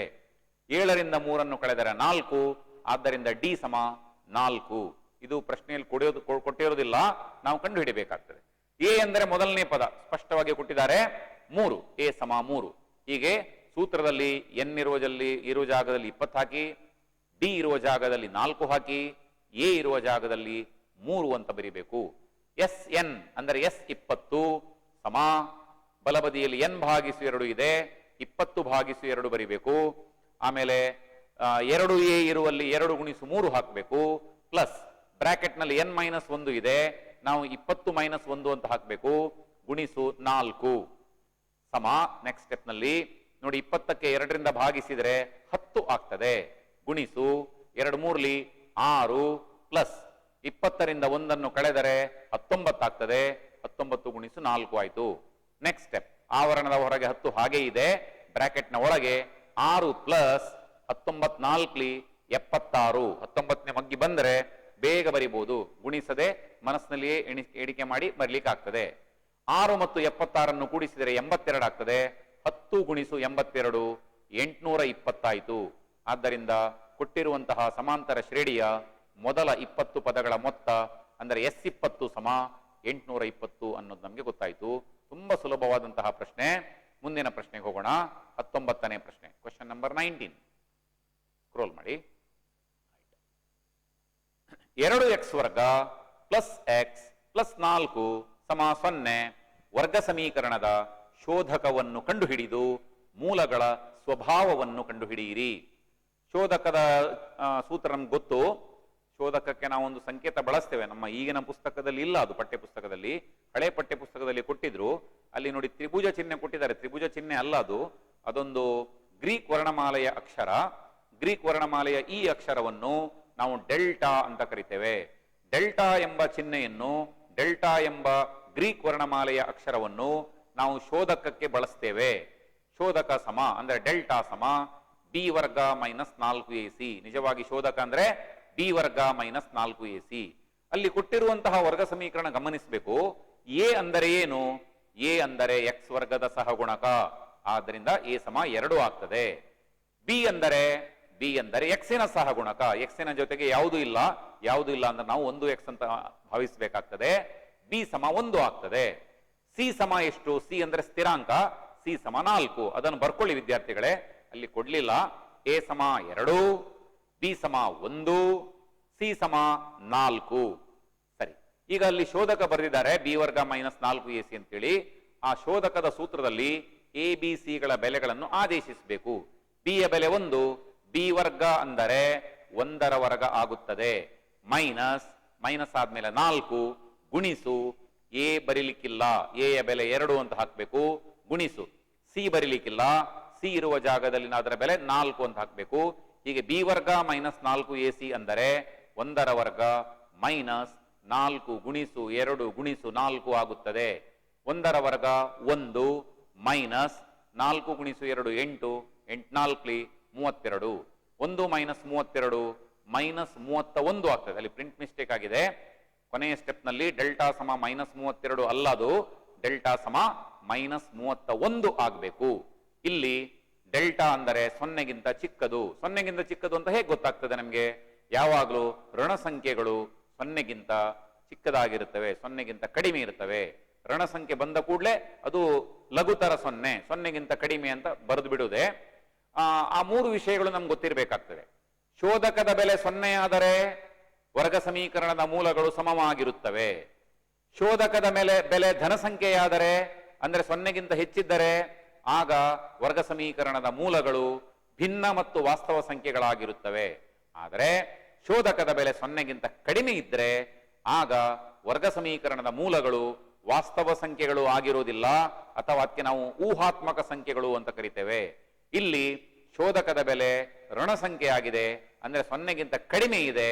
ಆದ್ದರಿಂದ ಈ ವರ್ಗ ಸಮೀಕರಣದ ಮೂಲಗಳು ಊಹಾ ಸಂಖ್ಯೆಗಳು ಅಥವಾ ವಾಸ್ತವ ಸಂಖ್ಯೆಗಳಾಗಿರುವುದಿಲ್ಲ ಅಂತ ಬರೆದರೂ ಆಗ್ತದೆ. 20ನೇ ಪ್ರಶ್ನೆ ಬರ್ಕೊಳ್ಳಿ, ಉತ್ತರ ನೆಕ್ಸ್ಟ್ ಪೇಜ್ ಅಲ್ಲಿ ಇದೆ. ಪ್ರಶ್ನೆ ಬರ್ಕೊಳ್ಳಿ ವಿದ್ಯಾರ್ಥಿಗಳೇ, ಹೇಳ್ತೇನೆ ನಾನು. ಕ್ವಶನ್ ನಂಬರ್ 20, ಎ ಬ್ರಾಕೆಟ್ ನಲ್ಲಿ 8,3 ಅಂದರೆ ಎ ಬಿಂದುವಿನ ನಿರ್ದೇಶಾಂಕಗಳನ್ನು ಕೊಟ್ಟಿದ್ದಾರೆ. ಮತ್ತೊಂದು ಬಿಂದು ಬಿ ಇದೆ, ಅದರ ಬ್ರಾಕೆಟ್ ನಲ್ಲಿ ಬಿ ಯ ನಿರ್ದೇಶಾಂಕಗಳನ್ನು ಕೊಟ್ಟಿದ್ದಾರೆ 2,11. ಎ 8,3 ಮತ್ತು ಬಿ 2,11 ಬಿಂದುಗಳ ನಡುವಿನ ದೂರವನ್ನು ದೂರ ಸೂತ್ರ ಉಪಯೋಗಿಸಿ ಕಂಡುಹಿಡಿಯಿರಿ ಅಂತ ಹೇಳಿದ್ದಾರೆ. ನೆಕ್ಸ್ಟ್ ಪೇಜಿಗೆ ಸ್ಕ್ರೋಲ್ ಮಾಡಿ. ಎಸ್, ಸ್ವಲ್ಪ ಒಂದು ಸ್ಟೆಪ್ ಸಾಕು ನೋಡಿ, ಇಲ್ಲಿ ಬರ್ಕೊಳ್ಬೇಕು. ಮೊದಲು x1 y1 ಅಂದ್ರೆ ಎ ಬಿಂದುವಿನ ನಿರ್ದೇಶಾಂಕಗಳು. ಎ ಬಿಂದುವಿನ ನಿರ್ದೇಶಾಂಕ 8,3, ಆದ್ದರಿಂದ x1 ಅಂದರೆ 8, y1 ಅಂದರೆ 3. ಬಿ ಬಿಂದುವಿನ ನಿರ್ದೇಶಾಂಕಗಳು 2,11, ಆದ್ದರಿಂದ x2 ಅಂದರೆ 2, y2 ಅಂದರೆ 11 ಆಗುತ್ತದೆ. ದೂರ ಸೂತ್ರ ಏನು ನಮ್ಗೆ ಚೆನ್ನಾಗಿ ಗೊತ್ತು. ಡಿ ಸಮ ವರ್ಗಮೂಲ x2 ಮೈನಸ್ x1 ಪೂರ್ಣ ವರ್ಗ ಪ್ಲಸ್ y2 ಮೈನಸ್ y1 ಪೂರ್ಣ ವರ್ಗ. ಡಿ ಸಮ ವರ್ಗಮೂಲ ನೋಡಿ x2 ಮೈನಸ್ x1 ಅಲ್ಲಿ ಕೋಷ್ಟಕದಲ್ಲಿ ಕೊಟ್ಟಿದ್ದೇನೆ. x2 ನ ಬೆಲೆ 2 ಇದೆ, x1 ನ ಬೆಲೆ 8 ಇದೆ. ಎಚ್ಚರಿಕೆ ನೋಡ್ಕೊಳ್ಳಿ, 3 ಮತ್ತು 8 ಅಲ್ಲ, 2ರಿಂದ 8 ಕಳಿಬೇಕು. 2 ಮೈನಸ್ 8 ಪೂರ್ಣ ವರ್ಗ ಪ್ಲಸ್ y2 ಮೈನಸ್ y1 ಅಂದ್ರೆ ನೋಡಿ y2 ನ ಬೆಲೆ ಅಲ್ಲಿ 11 ಇದೆ, y1 ನ ಬೆಲೆ 3 ಇದೆ. y2 ಮೈನಸ್ y1 ಅಂದ್ರೆ 11 ಮೈನಸ್ 3 ಪೂರ್ಣ ವರ್ಗ. ಸರಿ, 2ರಿಂದ 8 ಕಳಿಬೇಕು. 2 ಮೈನಸ್ 8 ಎಷ್ಟು? ಬೇರೆ ಬೇರೆ ಚಿಹ್ನೆ ಇದ್ರೆ ಕಳಿಬೇಕು. ನೋಡಿ 8 ಮೈನಸ್ 2 6 ಅಂತ ನಮ್ಗೆ ಗೊತ್ತು, ಆದರೆ 2 ಮೈನಸ್ 8 6 ಅಲ್ಲ, ಮೈನಸ್ 6, ಮೈನಸ್ 6ರ ಪೂರ್ಣ ವರ್ಗ. 11 ಮೈನಸ್ 3 8 ಆಗ್ತದೆ, 8ರ ವರ್ಗ. ಮೈನಸ್ 6ರ ವರ್ಗ 36. ಋಣ ಸಂಖ್ಯೆಯನ್ನು ವರ್ಗ ಮಾಡಿದ್ರು ಕೂಡ ಧನ ಸಂಖ್ಯೆ ಆಗ್ತದೆ. 6ರ ವರ್ಗವು 36, ಮೈನಸ್ 6ರ ವರ್ಗ ಕೂಡ 36, ಮೈನಸ್ 36 ಆಗೋದಿಲ್ಲ. 8ರ ವರ್ಗ ಎಷ್ಟು ಅಂದ್ರೆ 64. ಈಗ 36 ಮತ್ತು 64 ಕೂಡಿಸಿದರೆ 100 ಆಗ್ತದೆ. 100ರ ವರ್ಗಮೂಲ ತೆಗೆದರೆ 10, 10 ಮೂಲಮಾನಗಳು. ಆದ್ದರಿಂದ ಕೊಟ್ಟಿರುವಂತಹ ಎ ಮತ್ತು ಬಿ ಬಿಂದುಗಳ ನಡುವಿನ ದೂರ 10 ಮೂಲಮಾನಗಳು. ಸರಿ, ಪ್ರಶ್ನೆ 21ಕ್ಕೆ ಹೋಗೋಣ. 21ನೇ ಪ್ರಶ್ನೆ ಸಂಭವನೀಯತೆ ಪಾಠದ ಪ್ರಶ್ನೆ. ಸಂಭವನೀಯತೆ ಪಾಠದಿಂದ ಒಟ್ಟಿಗೆ 3 ಅಂಕಗಳು ಇರ್ತವೆ. ಆ 3 ಅಂಕಗಳಲ್ಲಿ 1 ಅಂಕದ ಪ್ರಶ್ನೆಯನ್ನು ಒಂದು ಮಾರ್ಕಿಗೆ 1 ಪ್ರಶ್ನೆ ಕೇಳ್ತಾರೆ, ಮತ್ತೊಂದು 2 ಅಂಕದ ಪ್ರಶ್ನೆಯನ್ನು 2 ಮಾರ್ಕಿನಲ್ಲಿ ಕೇಳ್ತಾರೆ. 3 ಅಂಕದ ಒಂದೇ ಪ್ರಶ್ನೆ ಕೇಳಿದ್ರು ಕೇಳಬಾರದು ಅಂತೇನಿಲ್ಲ. ಆದರೆ ಈ ಪ್ರಶ್ನೆ ಪತ್ರಿಕೆಯಲ್ಲಿ ಸಂಭವನೀಯತೆ ಪಾಠದ 2 ಅಂಕದ ಒಂದು ಪ್ರಶ್ನೆ ಕೇಳಿದ್ದಾರೆ. ಒಂದು ಪೆಟ್ಟಿಗೆಯಲ್ಲಿ 28 ಬಲ್ಬುಗಳಿವೆ. ಅವುಗಳಲ್ಲಿ 7 ಬಲ್ಬುಗಳು ದೋಷಪೂರಿತವಾಗಿವೆ. ಪೆಟ್ಟಿಗೆಯಿಂದ ಯಾದೃಚ್ಛಿಕವಾಗಿ ಒಂದು ಬಲ್ಬನ್ನು ಹೊರಗೆ ತೆಗೆಯಲಾಗಿದೆ. ಅದು ದೋಷಪೂರಿತ ಆಗಿರದೇ ಇರುವ ಸಂಭವನೀಯತೆ ಕಂಡುಹಿಡಿಯಿರಿ. ನೋಡಿ, ದೋಷಪೂರಿತ ಆಗಿರಬಾರದು ಅಂತ ಹೇಳಿದ್ರೆ ನಮಗೆ ಚೆನ್ನಾಗಿರುವ ಬಲ್ಬುಗಳು ಎಷ್ಟು ಅಂತ ಗೊತ್ತಿರಬೇಕು. ಒಟ್ಟು ಬಲ್ಬುಗಳು ಎಷ್ಟು ಅಂತ ಹೇಳಿದ್ರೆ 28. ಒಟ್ಟಿಗೆ ಪೆಟ್ಟಿಗೆಯಲ್ಲಿ 28 ಬಲ್ಬುಗಳಿವೆ. ಆದ್ದರಿಂದ ಎನ್ ಆಫ್ ಎಸ್ ಸಮ 28 ಆಗ್ತದೆ. ಘಟನೆ ಎ, ಇಲ್ಲಿ ಘಟನೆ ಯಾವುದು ಅಂತ ಹೇಳಿದ್ರೆ, ನಾವು ಪೆಟ್ಟಿಗೆಯಿಂದ ಬಲ್ಬ್ ಅನ್ನು ಹೊರಗೆ ತೆಗೆಯುವಾಗ ಅದು ದೋಷಪೂರಿತ ಆಗಿರಬಾರ್ದು. ಅಂದ್ರೆ ಚೆನ್ನಾಗಿರುವ ಬಲ್ಬ್ ಅನ್ನೇ ನಾವು ತೆಗಿಬೇಕು. ಈಗ ಆ 28 ಬಲ್ಬುಗಳಲ್ಲಿ 7 ಬಲ್ಬುಗಳು ದೋಷಪೂರಿತವಾಗಿವೆ. ಹಾಗಾದ್ರೆ ಚೆನ್ನಾಗಿರುವ ಬಲ್ಬು ಅಂದ್ರೆ ದೋಷಪೂರಿತ ಆಗಿರದೇ ಇರುವ ಬಲ್ಬುಗಳು ಎಷ್ಟು ಅದು ಗೊತ್ತಾಗಬೇಕಾದ್ರೆ 28ರಿಂದ 7 ಕಳೆದರಾಯಿತು. 28 ಬಲ್ಬುಗಳಲ್ಲಿ 7 ದೋಷಪೂರಿತವನ್ನು ಬದಿಗಿಟ್ರೆ ಆಗ ಉಳಿಯೋದು 21 ಬಲ್ಬುಗಳು. ಎನ್ ಆಫ್ ಎ ಸಮ 21 ಆಗ್ತದೆ. ಸಂಭವನೀಯತೆ ಕಂಡು ಹಿಡಿಯುವ ಸೂತ್ರ ಬರಿಬೇಕು. ಪಿ ಆಫ್ ಎ ಸಮ ಎನ್ ಆಫ್ ಎ ಭಾಗಿಸು n of S. P of A ಸಮ 21 ಭಾಗಿಸು 28. ಅದನ್ನು ಸರಳೀಕರಿಸಿದ್ರೂ ಆಗ್ತದೆ ಅಥವಾ ಹಾಗೆ ಬಿಟ್ಬಿಟ್ರೂ ಆಗ್ತದೆ. ಸರಳೀಕರಿಸಲಿಕ್ಕೆ ಸಾಧ್ಯ ಇದೆ. ಅದನ್ನು ಸಂಭವನೀಯತೆ ಪಾಠದಲ್ಲಿ ಕೊನೆಯಲ್ಲಿ ಬರುವಂತಹ ಸಂಭವನೀಯತೆ ಸೂಚಿಸುವ ಭಿನ್ನರಾಶಿಯನ್ನು ಕಡ್ಡಾಯವಾಗಿ ಸರಳೀಕರಿಸಬೇಕಂತೇನಿಲ್ಲ, ನಿಮ್ಮ ಇಷ್ಟ. ಆದರೆ ಸರಳೀಕರಿಸದೇ ಇರುವುದು ಉತ್ತಮ. ಯಾಕಂದ್ರೆ ಕೆಲವೊಮ್ಮೆ ಸರಳೀಕರಿಸಲಿಕ್ಕೆ ಹೋಗಿ ತಪ್ಪಾಗುವ ಸಾಧ್ಯತೆ ಇರ್ತದೆ. ಸರಿ ವಿದ್ಯಾರ್ಥಿಗಳೇ, ನಾವೀಗ 22ನೇ ಪ್ರಶ್ನೆಗೆ ಹೋಗೋಣ. 22ನೇ ಪ್ರಶ್ನೆ. ಸರಿ, ತ್ರಿಭುಜ ಎಬಿಸಿಯಲ್ಲಿ ಕೋನ ಎಡಿಸಿ ಸಮ ಕೋನ ಬಿಎಸಿ ಆಗುವಂತೆ ಡಿಯು ಬಿಸಿ ಬಾಹುವಿನ ಮೇಲೆ ಒಂದು ಬಿಂದುವಾಗಿದೆ. ಹಾಗಾದರೆ ಸಿಎ ವರ್ಗ ಸಮ ಸಿಬಿ ಗುಣಿಸು ಸಿಡಿ ಎಂದು ಸಾಧಿಸಿ. ಸರಿ, ಬರ್ಕೊಂಡ್ರ ಪ್ರಶ್ನೆಯನ್ನು? ನಿಮ್ಮ ಬಳಿ ಪ್ರಶ್ನೆ ಪತ್ರಿಕೆ ಇದ್ರೆ ಬರ್ಕೊಳ್ಬೇಕಾಗಿಲ್ಲ, ಉತ್ತರ ಮಾತ್ರ ಬರ್ಕೊಳ್ಳಿ. ಉತ್ತರ ನೋಡಿ, ಚಿತ್ರ ನೋಡಿ. ಅಲ್ಲಿ ಚಿತ್ರದಲ್ಲಿ ಸಮನಾಗಿರುವ ಕೋನಗಳನ್ನು ಮಾರ್ಕ್ ಮಾಡಿದ್ದಾರೆ. ಯಾವ ಕೋನಗಳು ಸಮವಾಗಿವೆ? ಎಬಿಸಿ ತ್ರಿಭುಜದಲ್ಲಿ ಕೋನ ಎ ನೋಡಿ ಅಲ್ಲಿ ಮಾರ್ಕ್ ಮಾಡಿದ್ದಾರೆ. ಮತ್ತು ಇನ್ನೊಂದು ಅದರ ಒಳಗೆ ಮತ್ತೊಂದು ತ್ರಿಭುಜ ಉಂಟು, ಎಡಿಸಿ ತ್ರಿಭುಜ. ಅದರಲ್ಲಿ ಕೋನ ಡಿ, ಆ 2 ಕೋನಗಳು ಸಮವಾಗಿವೆ ಅಂತ ಪ್ರಶ್ನೆಯಲ್ಲೇ ಹೇಳಿದ್ದಾರೆ. ಈಗ ಆ 2 ತ್ರಿಭುಜಗಳನ್ನು ನಾವು ಆಯ್ಕೆ ಮಾಡಿಕೊಳ್ಬೇಕು. ತ್ರಿಭುಜ ಎಬಿಸಿ ಮತ್ತು ತ್ರಿಭುಜ ಎಡಿಸಿಗಳಲ್ಲಿ ಆ 2 ತ್ರಿಭುಜ ಆಯ್ಕೆ ಮಾಡಿಕೊಂಡಿದ್ದೇವೆ. ಅವುಗಳಲ್ಲಿ ಸಮನಾಗಿರುವ ಕೋನಗಳನ್ನು ಗುರುತಿಸಬೇಕು. ಒಂದು ಕೋನ ನಮಗೆ ಪ್ರಶ್ನೆಯಲ್ಲೇ ಕೊಟ್ಟಿದ್ದಾರೆ, ಅದನ್ನೇ ಬರ್ಕೊಂಡ್ರಾಯ್ತು. ಕೋನ ಬಿಎಸಿ ಸಮ ಕೋನ ಎಡಿಸಿ, ಅದು ದತ್ತ ಪ್ರಶ್ನೆಯಲ್ಲಿ ಕೊಟ್ಟಿದ್ದಾರೆ. ಮತ್ತೊಂದು ಸಮನಾಗಿರುವ ಕೋನ ಯಾವುದು ಅಂತ ಹೇಳಿದ್ರೆ ಕೋನ ಸಿ. ಕೋನ ನೀವು ಚಿತ್ರ ನೋಡಿದ್ರೆ ಗೊತ್ತಾಗ್ತದೆ. ಕೋನ ಸಿ ಅನ್ನುವಂಥದ್ದು ಅದು ಎಬಿಸಿ ತ್ರಿಭುಜದಲ್ಲಿಯೂ ಕೂಡ ಇದೆ, ಆಮೇಲೆ ಎಡಿಸಿ ತ್ರಿಭುಜದಲ್ಲಿಯೂ ಕೂಡ ಇದೆ. ಕೋನ ಸಿ ಆ 2 ತ್ರಿಭುಜಗಳಲ್ಲಿ ಇದೆ. ಆದ್ದರಿಂದ ಕೋನ ಸಿ ಸಮ ಕೋನ ಸಿ. ಹೀಗೆ 2 ತ್ರಿಭುಜಗಳಲ್ಲಿರುವ ಕೋನವನ್ನು, ಒಂದೇ ಕೋನವು 2 ತ್ರಿಭುಜಗಳಲ್ಲಿದ್ದರೆ ಅಂತಹ ಕೋನಕ್ಕೆ ನಾವು ಉಭಯ ಸಾಮಾನ್ಯ ಕೋನ ಅಂತ ಕರಿತೇವೆ. ಆದ್ದರಿಂದ ಎಬಿಸಿ ತ್ರಿಭುಜದ 2 ಕೋನಗಳು ಎಡಿಸಿ ತ್ರಿಭುಜದ 2 ಕೋನಗಳಿಗೆ ಸಮವಾಗಿವೆ. ನಾವು ಕಲ್ತಿದ್ದೇವೆ ತ್ರಿಭುಜಗಳು ಪಾಠದಲ್ಲಿ ಏನು ಅಂದ್ರೆ, 2 ತ್ರಿಭುಜಗಳಲ್ಲಿ ಯಾವುದಾದರೂ 2 ಜೊತೆ ಕೋನಗಳು, ಅನುರೂಪ ಕೋನಗಳು ಸಮವಾಗಿದ್ದರೆ ಆಗ ಆ 2 ತ್ರಿಭುಜಗಳು ಸಮರೂಪ ತ್ರಿಭುಜಗಳಾಗಿರ್ತವೆ. ಇದನ್ನು ನಾವು ಕೋನ ಕೋನ ಸಮರೂಪ ನಿರ್ಧಾರಕ ಗುಣ ಅಥವಾ ಎ ಎ ಕೋನ ಅಂತ ಹೇಳಿದ್ರೆ ಇಂಗ್ಲಿಷ್ ನಲ್ಲಿ ಆಂಗಲ್ ಅಂತ ಹೇಳ್ತಾರೆ. ಕೋನ ಕೋನ ಅಂದ್ರೆ ಆಂಗಲ್ ಆಂಗಲ್ ಅಥವಾ ಎ ಎ ನಿರ್ಧಾರಕ ಗುಣದ ಪ್ರಕಾರ ತ್ರಿಭುಜ ಎಬಿಸಿ ಸಮರೂಪ ತ್ರಿಭುಜ ಎಡಿಸಿ ಆಗಿರ್ತದೆ. ಸಮರೂಪ ತ್ರಿಭುಜಗಳ ವಿಶೇಷತೆ ಏನು ಅಂತ ಹೇಳಿದ್ರೆ, 2 ತ್ರಿಭುಜಗಳು ಸಮರೂಪಗಳಾದರೆ ಅವುಗಳ ಅನುರೂಪ ಬಾಹುಗಳ ಅನುಪಾತಗಳು ಸಮವಾಗಿರ್ತದೆ. ಅನುರೂಪ ಬಾಹುಗಳು ಸಮಾನುಪಾತದಲ್ಲಿರ್ತವೆ. ಈಗ ಎಬಿಸಿ ತ್ರಿಭುಜದ ಸಿಎ ಬಾಹು ಆಮೇಲೆ ಎಡಿಸಿ ತ್ರಿಭುಜದ ಸಿಡಿ ಬಾಹು ಅನುರೂಪ ಬಾಹುಗಳಾಗಿವೆ.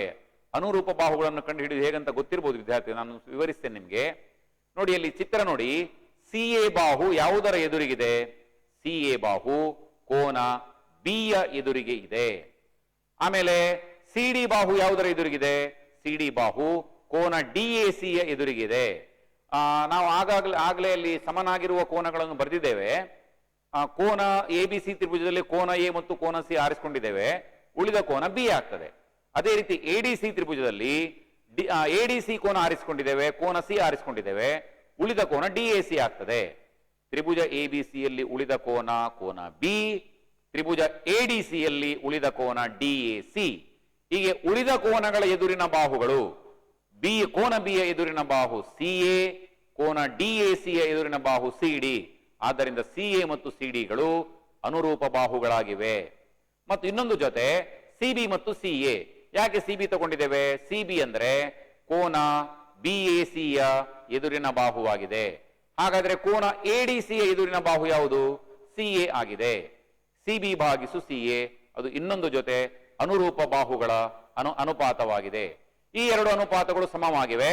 ಅಲ್ಲಿ ಓರೆ ಗುಣಾಕಾರ ಮಾಡಿ ಸಿಎ ಗುಣಿಸು ಸಿಎ, ಸಿಎ ಸ್ಕ್ವೇರ್ ಆಯ್ತು, ಸಮ ಸಿಬಿ ಗುಣಿಸು ಸಿಡಿ ಆಯ್ತು. ಸರಿ, ಅದು 22ನೇ ಪ್ರಶ್ನೆಯಲ್ಲಿ ಚಾಯ್ಸ್ ಇದೆ. 1ನೇ ಪ್ರಶ್ನೆ ಮುಗಿಯಿತು. ಅಥವಾ ಅಲ್ಲಿ ಮತ್ತೊಂದು ಪ್ರಶ್ನೆಯನ್ನು ಕೊಟ್ಟಿದ್ದಾರೆ, ಚಾಯ್ಸ್ ಕೊಟ್ಟಿದ್ದಾರೆ. ಆ ಚಾಯ್ಸ್ ಪ್ರಶ್ನೆಯನ್ನು ನಾನು ಓದ್ತಾ ಇದ್ದೇನೆ, ಈಗ ಬರ್ಕೊಳ್ಳಿ ವಿದ್ಯಾರ್ಥಿಗಳೇ. ಟ್ರಾಪಿಜ್ಯ ಎಬಿಸಿಡಿಯಲ್ಲಿ ಎಬಿ ಸಮಾಂತರ ಸಿಡಿ, ಎಸಿ ಮತ್ತು ಬಿಡಿ ಕರ್ಣಗಳು ಪರಸ್ಪರ ಓ ಬಿಂದುವಿನಲ್ಲಿ ಛೇದಿಸುತ್ತವೆ. ಹಾಗಾದರೆ ಎಒ ಗುಣಿಸು ಓಡಿ, ಅಲ್ಲಿ ಚುಕ್ಕಿ ಅಂದ್ರೆ ಗುಣಿಸು ಅಂತ ಓದ್ಬೇಕು ನಾವು, ಸಮ ಬಿಒ ಗುಣಿಸು ಓಸಿ ಎಂದು ಸಾಧಿಸಿ ಅಂತ ಕೊಟ್ಟಿದ್ದಾರೆ. ಹೆಚ್ಚು ಕಡಿಮೆ ಈ ಹಿಂದಿನ ಪ್ರಶ್ನೆಯ ಹಾಗೆ ಅದು ಕೂಡ. ಚಿತ್ರ ನೋಡಿ, ಅಲ್ಲಿ ಚಿತ್ರದಲ್ಲಿ ಒಂದು ತ್ರಾಪಿಜ್ಯ ಇದೆ. ತ್ರಾಪಿಜ್ಯದಲ್ಲಿ ಎರಡು ಕರ್ಣಗಳನ್ನು ಎಳೆದಿದ್ದಾರೆ. ಆ ಎರಡು ಕರ್ಣಗಳು ಓ ಬಿಂದುವಿನಲ್ಲಿ ಛೇದಿಸ್ತಾ ಇವೆ. ತ್ರಾಪಿಜ್ಯದಲ್ಲಿ ಎರಡು ಕರ್ಣಗಳನ್ನು ಎಳೆದ ತಕ್ಷಣ ಆ ತ್ರಾಪಿಜ್ಯ 4 ಭಾಗ ಆಗ್ತದೆ. ಆ 4 ಭಾಗಗಳು ಕೂಡ ತ್ರಿಭುಜಗಳಾಗಿರ್ತವೆ. ಈ 4 ತ್ರಿಭುಜಗಳಲ್ಲಿ ನಾವು 2 ತ್ರಿಭುಜಗಳನ್ನು ಆರಿಸಿಕೊಳ್ಬೇಕು. ಪ್ರಶ್ನೆ ಏನಂತ ಹೇಳಿದ್ರೆ, ಯಾವ ತ್ರಿಭುಜಗಳನ್ನು ಆರಿಸಿಕೊಳ್ಬೇಕು ಅನ್ನುವಂತ ನಮಗೆ ಗೊಂದಲ ಇರಬಹುದು. ನಿಮಗೆ ಸುಲಭವಾದ ವಿಧಾನ ಹೇಳ್ತೇನೆ ವಿದ್ಯಾರ್ಥಿಗಳೇ. ತ್ರಾಪಿಜ್ಯದಲ್ಲಿ 2 ಕರ್ಣಗಳನ್ನು ಎಳೆದಾಗ ಸಿಗುವಂತಹ 4 ತ್ರಿಭುಜಗಳಲ್ಲಿ ನಾವು ಯಾವ ತ್ರಿಭುಜಗಳನ್ನು ಆರಿಸಿಕೊಳ್ಬೇಕು ಅಂತ ಹೇಳಿದ್ರೆ, ನಾವು ಆರಿಸಿದ ತ್ರಿಭುಜಗಳಲ್ಲಿ ತ್ರಾಪಿಜ್ಯದ ಸಮಾಂತರ ಬಾಹುಗಳು ಒಳಗೊಂಡಿರಬೇಕು. ವಾಕ್ಯವನ್ನು ನಾನು ರಿಪೀಟ್ ಮಾಡ್ತೇನೆ. ನಾವು ಆರಿಸುವಂತಹ 2 ತ್ರಿಭುಜಗಳಲ್ಲಿ ತ್ರಾಪಿಜ್ಯದ ಸಮಾಂತರ ಬಾಹುಗಳು ಒಳಗೊಂಡಿರಬೇಕು. ಸಮಾಂತರ ಬಾಹುಗಳು ಯಾವುದು ಅಂದರೆ ಎ ಬಿ ಮತ್ತು ಸಿಡಿ. ಎ ಬಿ ಮತ್ತು ಸಿಡಿಗಳನ್ನು ಒಳಗೊಂಡಿರುವಂತಹ ತ್ರಿಭುಜಗಳು ಯಾವುದು ಅಂದರೆ ತ್ರಿಭುಜ ಎಒಬಿ ಮತ್ತು ತ್ರಿಭುಜ ಸಿಒಡಿ. ಇವುಗಳನ್ನೇ ಆರಿಸಬೇಕು. ಒಂದು ವೇಳೆ ಎಒಡಿ ಮತ್ತು ಬಿಒಸಿ ತ್ರಿಭುಜ ಆರಿಸಿದರೆ ಏನಾಗ್ತದೆ? ಆಗ ಎಒಡಿಯಲ್ಲಿ ಎ ಬಿ ಬಾಹು ಇಲ್ಲ, ಸಿಡಿ ಬಾಹು ಕೂಡ ಇಲ್ಲ. ಬಿಒಸಿಯಲ್ಲಿ ಕೂಡ ಎ ಬಿಯೂ ಇಲ್ಲ, ಸಿಡಿ ಇಲ್ಲ. ಆದ್ದರಿಂದ ಸಮಾಂತರ ಬಾಹುಗಳನ್ನೇ ಒಳಗೊಂಡಿರುವ ತ್ರಿಭುಜಗಳನ್ನು ಆರಿಸಿಕೊಳ್ಬೇಕು. ಸರಿ, ಉತ್ತರಕ್ಕೆ ಹೋಗೋಣ. ಅಲ್ಲಿ ತ್ರಿಭುಜ ಎಒಬಿ ಮತ್ತು ತ್ರಿಭುಜ ಸಿಒಡಿಗಳಲ್ಲಿ ಕೋನ ಎಒಬಿ ಸಮ ಕೋನ ಸಿಒಡಿ ಆಗಿದೆ. ಚಿತ್ರ ನೋಡಿದರೆ ಗೊತ್ತಾಗ್ತದೆ. ಕೋನ ಎಒಬಿ ಮತ್ತು ಕೋನ ಸಿಒಡಿ ಎಂತಹ ಕೋನಗಳು? ಶೃಂಗಾಭಿಮುಖ ಕೋನಗಳು. ಇದು ನಾವು 8ನೇ ತರಗತಿಯಲ್ಲಿ 9ನೇ ತರಗತಿಯಲ್ಲಿ ಕಲ್ತಿದ್ದೇವೆ. 2 ರೇಖೆಗಳು ಛೇದಿಸುವಾಗ ಶೃಂಗಾಭಿಮುಖ ಕೋನಗಳು ಸಮವಾಗಿರ್ತವೆ ಅನ್ನುವಂಥದ್ದನ್ನು ಕಲ್ತಿದ್ದೇವೆ. ಅದನ್ನು ಇಲ್ಲಿ ಬಳಸ್ಕೊಳ್ತಾ ಇದ್ದೇವೆ. ಹಾಗೆ ಕೋನ ಎಬಿಒ ಸಮ ಕೋನ ಸಿಡಿಒ. ಈ 2 ಕೋನಗಳು ಯಾಕೆ ಸಮ ಅಂದರೆ ಅವುಗಳು ಪರ್ಯಾಯ ಕೋನಗಳು. ಸಮಾಂತರ ರೇಖೆಗಳನ್ನು ಒಂದು ಛೇದಕವು ಛೇದಿಸಿದಾಗ ಪರ್ಯಾಯ ಕೋನಗಳು ಸಮವಾಗಿರುತ್ತವೆ ಅನ್ನುವಂಥದ್ದನ್ನು ನಾವು ಈ ಹಿಂದಿನ ತರಗತಿಗಳಲ್ಲಿ ಕಲ್ತಿದ್ದೇವೆ. ಅದರ ಪ್ರಕಾರ ಪರ್ಯಾಯ ಕೋನಗಳು ಸಮ ಕೋನ ಎಬಿಒ ಸಮ ಕೋನ ಸಿಡಿಒ. ಹೀಗೆ ನಾವು ಆರಿಸಿದ 2 ತ್ರಿಭುಜಗಳಲ್ಲಿ 2 ಜೊತೆ ಕೋನಗಳು ಸಮವಾಗಿವೆ. 2 ಜೊತೆ ಕೋನಗಳು ಸಮವಾಗಿದ್ರೆ ಎ ನಿರ್ಧಾರಕ ಗುಣದ ಪ್ರಕಾರ ಆ 2 ತ್ರಿಭುಜಗಳು ಸಮರೂಪ ತ್ರಿಭುಜಗಳಾಗಿರ್ತವೆ. ಅಂದರೆ ತ್ರಿಭುಜ ಎಒಬಿ ಸಮರೂಪ ತ್ರಿಭುಜ ಸಿಒಡಿ ಆಗಿರ್ತದೆ. ಆದ್ದರಿಂದ 2 ತ್ರಿಭುಜಗಳು ಸಮರೂಪವಾದರೆ ಅವುಗಳ ಅನುರೂಪ ಬಾಹುಗಳು ಸಮವಾಗಿರ್ತವೆ. ಅನುರೂಪ ಬಾಹುಗಳು ಯಾವುದು? ಎಒ ಮತ್ತು ಸಿಒ, ಮತ್ತೊಂದು ಜೊತೆ ಬಿಒ ಮತ್ತು ಓಡಿ. ಎಒ ಭಾಗಿಸು ಓಸಿ ಸಮ ಬಿಒ ಭಾಗಿಸು ಓಡಿ. ಈಗ ಈ ಸಮಾನುಪಾತದಲ್ಲಿರುವಂತಹ ಪದಗಳನ್ನು ಓರೆ ಗುಣಾಕಾರ ಮಾಡಿ, ಓರೆ ಗುಣಾಕಾರ ಮಾಡುವಾಗ ನಮಗೆ ಏನ್ ಸಾಧಿಸಬೇಕು? ಅದೇ ಸಿಗ್ತದೆ. ಎಒ ಗುಣಿಸು ಓಡಿ ಸಮ ಬಿಒ ಗುಣಿಸು ಓಸಿ. ನಾವು ಏನ್ ಬೇಕು ಅದನ್ನು ಸಾಧಿಸಿದ್ದೇವೆ. ಈಗ ಮುಂದಿನ ಪ್ರಶ್ನೆಗೆ ಹೋಗೋಣ. 23ನೇ ಪ್ರಶ್ನೆ ಸ್ಕ್ರೋಲ್ ಮಾಡಿ. ರಚನೆ ವಿದ್ಯಾರ್ಥಿಗಳೇ, 100% ಪರೀಕ್ಷೆಯಲ್ಲಿ ಬರುವಂತಹ ಪ್ರಶ್ನೆ ರಚನೆ. ನಾವು ರಚನೆಗಳು ಪಾಠದಲ್ಲಿ 2-3 ರೀತಿಯ ರಚನೆಗಳನ್ನು ಕಲ್ತಿದ್ದೇವೆ. ಅದರಲ್ಲಿ ಒಂದು ಪ್ರಮುಖವಾದದ್ದು ವೃತ್ತಕ್ಕೆ ಸ್ಪರ್ಶಕವನ್ನು ಅಥವಾ ಸ್ಪರ್ಶಕಗಳನ್ನು ರಚಿಸುವಂತಹ ಒಂದು ರಚನೆ. ಇದರಲ್ಲಿ 2 ರೀತಿಯ ರಚನೆಗಳಿವೆ. ಒಂದು ವೃತ್ತಕ್ಕೆ ವೃತ್ತದಲ್ಲಿ 2 ತ್ರಿಜ್ಯಗಳನ್ನು ಎಳಿಬೇಕಾಗ್ತದೆ. ಆ ತ್ರಿಜ್ಯಗಳಲ್ಲಿ ತ್ರಿಜ್ಯಗಳ ಅಂತ್ಯ ಬಿಂದುಗಳಲ್ಲಿ ಸ್ಪರ್ಶಕಗಳನ್ನು ರಚಿಸುವಂತಹ ಒಂದು ರಚನೆ. ಮತ್ತೊಂದು ರಚನೆ ಯಾವುದು ಅಂತ ಹೇಳಿದ್ರೆ, ಒಂದು ವೃತ್ತ ಕೊಡ್ತಾರೆ, ಆ ವೃತ್ತದ ಹೊರಗೆ ಒಂದು ಬಾಹ್ಯ ಬಿಂದು ಇರ್ತದೆ. ಆ ಬಾಹ್ಯ ಬಿಂದುವಿನಿಂದ ವೃತ್ತಕ್ಕೆ ಸ್ಪರ್ಶಕಗಳನ್ನು ರಚಿಸುವಂತಹ ಇನ್ನೊಂದು ರಚನೆ. ಈಗ ಇಲ್ಲಿ ಯಾವುದನ್ನು ಕೊಟ್ಟಿದ್ದಾರೆ ಅಂತ ನೋಡೋಣ. ಪ್ರಶ್ನೆ ಓದಿದರೆ ಗೊತ್ತಾಗ್ತದೆ. 4 ಸೆಂಟಿಮೀಟರ್ ತ್ರಿಜ್ಯವಿರುವ ವೃತ್ತವನ್ನು ರಚಿಸಿ ಮತ್ತು ಸ್ಪರ್ಶಕಗಳ ನಡುವಿನ ಕೋನ 70 ಡಿಗ್ರಿ ಇರುವಂತೆ ವೃತ್ತಕ್ಕೆ ಒಂದು ಜೊತೆ ಸ್ಪರ್ಶಕಗಳನ್ನು ರಚಿಸಿ ಅಂತ ಹೇಳಿದ್ದಾರೆ. ಪ್ರಶ್ನೆಯನ್ನು ಚೆನ್ನಾಗಿ ಓದ್ಕೊಳ್ಬೇಕು. ವೃತ್ತದ ತ್ರಿಜ್ಯ ಕೊಟ್ಟಿದ್ದಾರೆ 4 ಸೆಂಟಿಮೀಟರ್. ಆಮೇಲೆ ಎರಡನೇ ವಾಕ್ಯ, ಎರಡನೇ ಭಾಗ ವೆರಿ ವೆರಿ ಇಂಪಾರ್ಟೆಂಟ್. ಅದು ಸ್ಪರ್ಶಕಗಳ ನಡುವಿನ ಕೋನ 70 ಡಿಗ್ರಿ. ನಮ್ಗೆ ಸ್ಪರ್ಶಕ ರಚನೆ ಮಾಡಬೇಕಾದ್ರೆ ತ್ರಿಜ್ಯಗಳ ನಡುವಿನ ಕೋನ ಗೊತ್ತಿರಬೇಕು. ನಮ್ಗೆ ಸ್ಪರ್ಶಕಗಳ ನಡುವಿನ ಕೋನ ಅಗತ್ಯವೇ ಇಲ್ಲ ರಚನೆ ಮಾಡುವಾಗ. ಆದ್ರೆ ಏನ್ ಮಾಡೋದು, ಇಲ್ಲಿ ತ್ರಿಜ್ಯಗಳ ನಡುವಿನ ಕೋನ ಕೊಡುವ ಬದಲಿಗೆ ಸ್ಪರ್ಶಕಗಳ ನಡುವಿನ ಕೋನವನ್ನು ಕೊಟ್ಟಿದ್ದಾರೆ. ಹಾಗಾದ್ರೆ ಏನ್ ಮಾಡೋದು, ನಮ್ಗೆ ಒಂದು ಸಂಬಂಧ ಗೊತ್ತು. ಏನ್ ಸಂಬಂಧ ಅಂತ ಹೇಳಿದ್ರೆ, ತ್ರಿಜ್ಯಗಳ ನಡುವಿನ ಕೋನ ಮತ್ತು ಸ್ಪರ್ಶಕಗಳ ನಡುವಿನ ಕೋನ, ಈ 2 ಕೋನಗಳ ಮೊತ್ತ ಯಾವಾಗ್ಲೂ 180 ಡಿಗ್ರಿ ಆಗಿರ್ತದೆ. ರಿಪೀಟ್ ಮಾಡ್ತೇನೆ ನಾನು. ತ್ರಿಜ್ಯಗಳ ನಡುವಿನ ಕೋನ ಪ್ಲಸ್ ಸ್ಪರ್ಶಕಗಳ ನಡುವಿನ ಕೋನ, ಇವುಗಳ ಮೊತ್ತ ಯಾವಾಗಲೂ 180 ಡಿಗ್ರಿ ಆಗಿರ್ತದೆ. ಈ ಸಂಬಂಧವನ್ನು ಉಪಯೋಗಿಸಿದ್ರೆ ನಮ್ಗೆ ಸ್ಪರ್ಶಕಗಳ ನಡುವಿನ ಕೋನ ಕೊಟ್ಟರೂ ಕೂಡ ನಾವು ತ್ರಿಜ್ಯಗಳ ನಡುವಿನ ಕೋನವನ್ನು ಸುಲಭವಾಗಿ ಕಂಡುಹಿಡಿಯಬಹುದು. ಆದ್ದರಿಂದ ವಿದ್ಯಾರ್ಥಿಗಳೇ, ಇಂತಹ ರಚನೆಯಲ್ಲಿ ಸ್ಪರ್ಶಕಗಳ ನಡುವಿನ ಕೋನವನ್ನು ಕೊಟ್ರೆ ನಮ್ಮ ಮೊದಲ ಕೆಲಸ ಏನು ಅಂತ ಹೇಳಿದ್ರೆ ತ್ರಿಜ್ಯಗಳ ನಡುವಿನ ಕೋನ ಎಷ್ಟು ಅಂತ ಕಂಡುಹಿಡಿಬೇಕು. ಒಂದು ವಾಕ್ಯ ಬರೆದ್ರೆ ಉತ್ತಮ.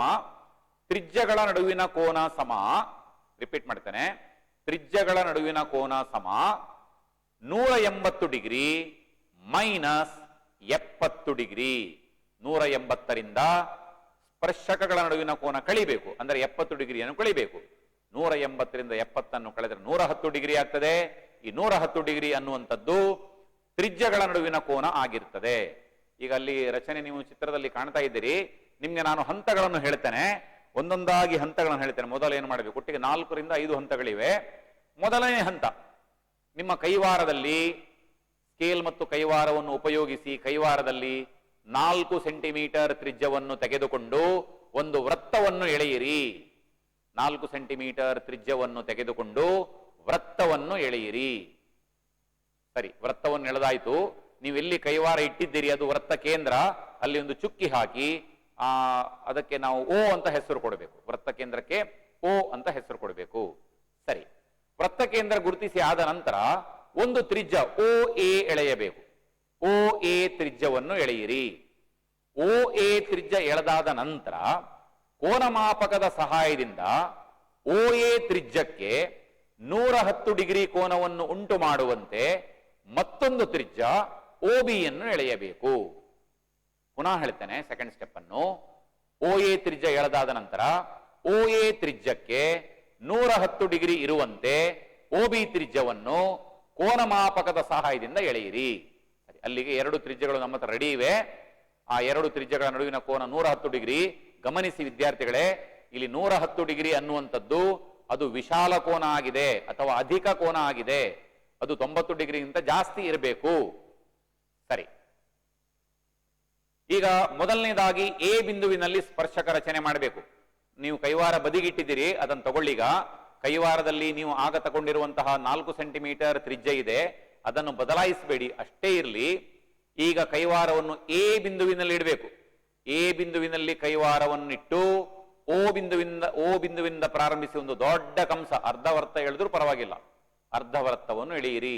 ರಿಪೀಟ್ ಮಾಡ್ತೇನೆ, ಎ ಬಿಂದುವನ್ನು ಕೇಂದ್ರವಾಗಿಟ್ಟುಕೊಂಡು 4 ಸೆಂಟಿಮೀಟರ್ ತ್ರಿಜ್ಯ ಇರುವಂತೆ ಓ ಬಿಂದುವಿನಿಂದ ಪ್ರಾರಂಭಿಸಿ ಅರ್ಧವೃತ್ತವನ್ನು ಎಳೆಯಿರಿ. ಸರಿ, ಈ ಅರ್ಧವೃತ್ತ ಏನ್ ಮಾಡ್ತದೆ ಅಂತ ಹೇಳಿದ್ರೆ ವೃತ್ತವನ್ನು ಛೇದಿಸ್ತದೆ. ವೃತ್ತವನ್ನು ಛೇದಿಸುವ ಬಿಂದುವಿನಲ್ಲಿ ಕೈವಾರ ಇಡಬೇಕು, ಕರೆಕ್ಟ್ ಅಲ್ಲಿ ಕೈವಾರ ಇಟ್ಟು ಆ ಅರ್ಧವೃತ್ತವನ್ನು ಪುನಃ ಛೇದಿಸಬೇಕು.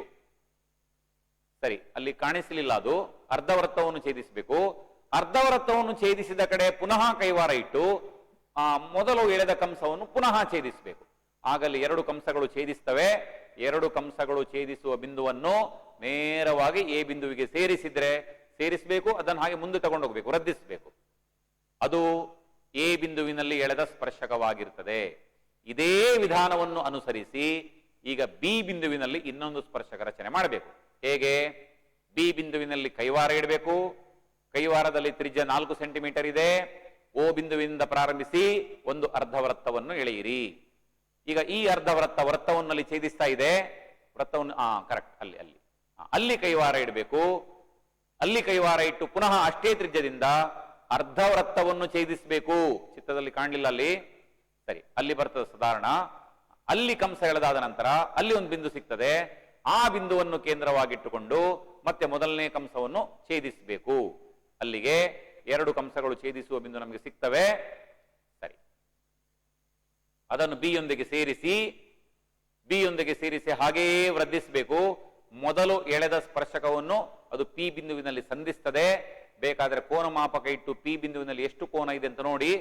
ಖಂಡಿತವಾಗಿಯೂ ಅದು 70 ಡಿಗ್ರಿ ಇರ್ತದೆ. ಒಂದು ವೇಳೆ ಅದು 70 ಡಿಗ್ರಿ ಇಲ್ಲ ಅಂತ ಹೇಳಿ ಆದರೆ ನೀವು ಮಾಡಿದ ಸ್ಪರ್ಶಕ ರಚನೆ ತಪ್ಪಾಗಿದೆ ಅಂತ ನೀವು ಭಾವಿಸಬಹುದು. ಹೀಗೆ ನಾವು ಮಾಡಿದ ರಚನೆ ಸರಿಯಾಗಿದೆಯಾ ಇಲ್ವಾ ಅಂತ ಪರೀಕ್ಷೆ ಮಾಡಬೇಕಾದ್ರೆ ಪಿ ಬಿಂದುವಿನಲ್ಲಿ 70 ಡಿಗ್ರಿ ಕೋನ ಇದೆಯಾ ಇಲ್ವಾ ಅಂತ ನೋಡಿದ್ರೆ ಆಯ್ತು. ಸರಿ ವಿದ್ಯಾರ್ಥಿಗಳೇ, ಇದು ಅತ್ಯಂತ ಸುಲಭವಾದಂತಹ ರಚನೆ. ನೀವೆಲ್ಲ ಅನೇಕ ಬಾರಿ ಅಭ್ಯಾಸ ಮಾಡಿದ್ದೀರಿ ಅಂತ ನಾನು ಭಾವಿಸ್ತಾ ಇದ್ದೇನೆ. ಈಗ 2 ಅಂಕದ ಕೊನೆಯ ಪ್ರಶ್ನೆಗೆ ಹೋಗೋಣ. 2 ಅಂಕದ ಕೊನೆಯ ಪ್ರಶ್ನೆ 24ನೇ ಪ್ರಶ್ನೆ.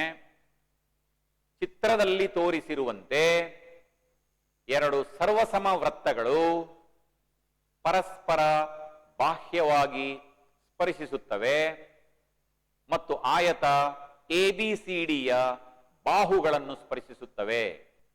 ಎಬಿ ಸಮ 28 ಸೆಂಟಿಮೀಟರ್ ಮತ್ತು ಬಿಸಿ ಸಮ 14 ಸೆಂಟಿಮೀಟರ್ ಆದರೆ ಛಾಯೆಗೊಳಿಸಿದ ಅಂದರೆ ಶೇಡ್ ಮಾಡಿದಾರಲ್ಲಿ ಛಾಯೆಗೊಳಿಸಿದ ಭಾಗದ ವಿಸ್ತೀರ್ಣವನ್ನು ಕಂಡುಹಿಡಿಯಿರಿ. ಚಿತ್ರ ಮಾಡಿ ವಿದ್ಯಾರ್ಥಿಗಳೇ.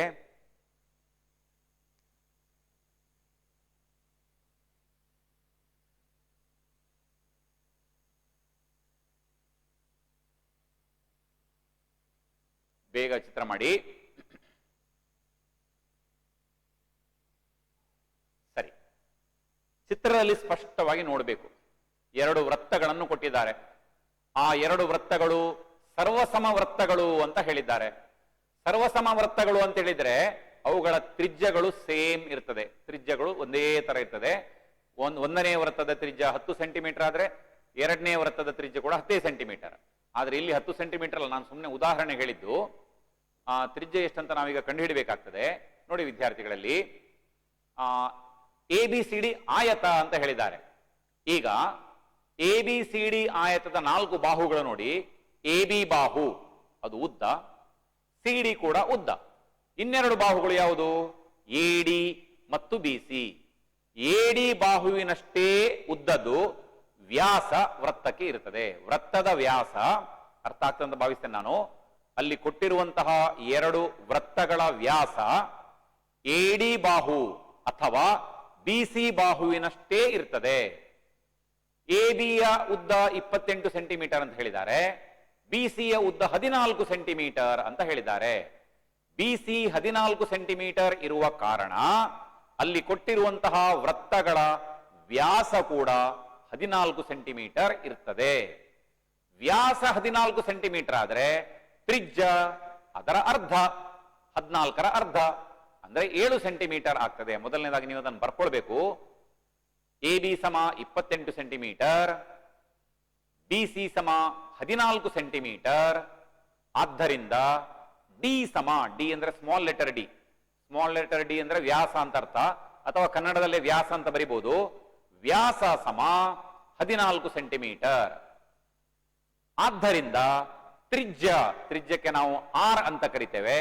ಆರ್ ಸಮ 7 ಸೆಂಟಿಮೀಟರ್. 14ರ ಅರ್ಧ 7 ಸೆಂಟಿಮೀಟರ್. ಮೊದಲು ಅದನ್ನು ಬರ್ಕೊಳ್ಬೇಕು. ಈಗ ನಿಮಗೆ ಚಿತ್ರ ನೋಡುವಾಗ ಸ್ಪಷ್ಟವಾಗಿ ಗೊತ್ತಾಗ್ತದೆ ಯಾವ ಭಾಗವನ್ನು ಛಾಯೆಗೊಳಿಸಿದ್ದಾರೆ. ಛಾಯೆಗೊಳಿಸಿದ ಭಾಗ ಆಯತದ ಒಳಗೆ ಇದೆ, ಆದರೆ ವೃತ್ತದ ಹೊರಗೆ ಇದೆ, ವೃತ್ತಗಳ ಹೊರಗೆ ಇದೆ. ಪೂರ್ತಿ ಆಯತದ ವಿಸ್ತೀರ್ಣವನ್ನು ಕಂಡುಹಿಡಿದು ಅದರಿಂದ ಆ ಎರಡು ವೃತ್ತಗಳ ವಿಸ್ತೀರ್ಣವನ್ನು ತೆಗೆದು ಬಿಟ್ರೆ ನಮಗೆ ಉಳಿದ ಭಾಗ ಶೇಡ್ ಮಾಡಿದ ಭಾಗ, ಛಾಯೆಗೊಳಿಸಿದ ಭಾಗವಾಗಿರ್ತದೆ. ಉದಾಹರಣೆ, ನೀವು ಪೇಪರ್ನಲ್ಲಿ ಒಂದು ಆಯತಾಕಾರದ ಪೇಪರ್ ಅನ್ನು ಕಟ್ ಮಾಡಿದ್ದೀರಿ ಅಂತ ಭಾವಿಸಿ, ಆ ಆಯತಾಕಾರದ ಪೇಪರ್ನ ಒಳಗೆ ಎರಡು ವೃತ್ತಾಕಾರವನ್ನು ಬಿಡಿಸಿ ಆ ವೃತ್ತವನ್ನು ಕಟ್ ಮಾಡಿ ತೆಗೆಯಿರಿ. ಆಗ ಪೇಪರ್ನ ಉಳಿದ ಭಾಗ ಯಾವುದು ಅಂತ ಹೇಳಿದ್ರೆ ಇಲ್ಲಿ ಛಾಯೆಗೊಳಿಸಿದ ಭಾಗದ ಹಾಗೆ ಇರ್ತದೆ. ಆದ್ರಿಂದ ಛಾಯೆಗೊಳಿಸಿದ ಭಾಗದ ವಿಸ್ತೀರ್ಣ ಕಂಡುಹಿಡಿಯುವುದು ಹೇಗೆ ಅಂದರೆ ABCD ಆಯತದ ವಿಸ್ತೀರ್ಣ ಮೈನಸ್ ಎರಡು ವೃತ್ತಗಳ ವಿಸ್ತೀರ್ಣ. ಇದು ನಿಮಗೆ ಅರ್ಥ ಆಗಬೇಕು. ಚಿತ್ರ ನೋಡಿದ ಕೂಡಲೇ ಛಾಯೆಗೊಳಿಸಿದ ಭಾಗದ ವಿಸ್ತೀರ್ಣ ಕಂಡುಹಿಡಿಯುವುದು ಹೇಗೆ ಅನ್ನೋದು ನಿಮ್ಮ ಮನಸ್ಸಿನಲ್ಲಿ ಮೂಡಬೇಕು. ಅದಕ್ಕೆ ಸರಿಯಾಗಿ ಈ ಸಮೀಕರಣವನ್ನು ಬರೀಬೇಕು. ಇನ್ನು ಅಲ್ಲಿ ಸೂತ್ರ ಹಾಕೋದು ಮತ್ತು ಆದೇಶಿಸುವುದು, ಬೆಲೆಯನ್ನು ಕಂಡುಹಿಡಿಯುವುದು. ಸರಿ, ಸಮಚಿಹ್ನೆಯ ಕೆಳಗೆ ಸಮಚಿಹ್ನೆ ಬಂದ್ರೆ ಒಳ್ಳೆದು.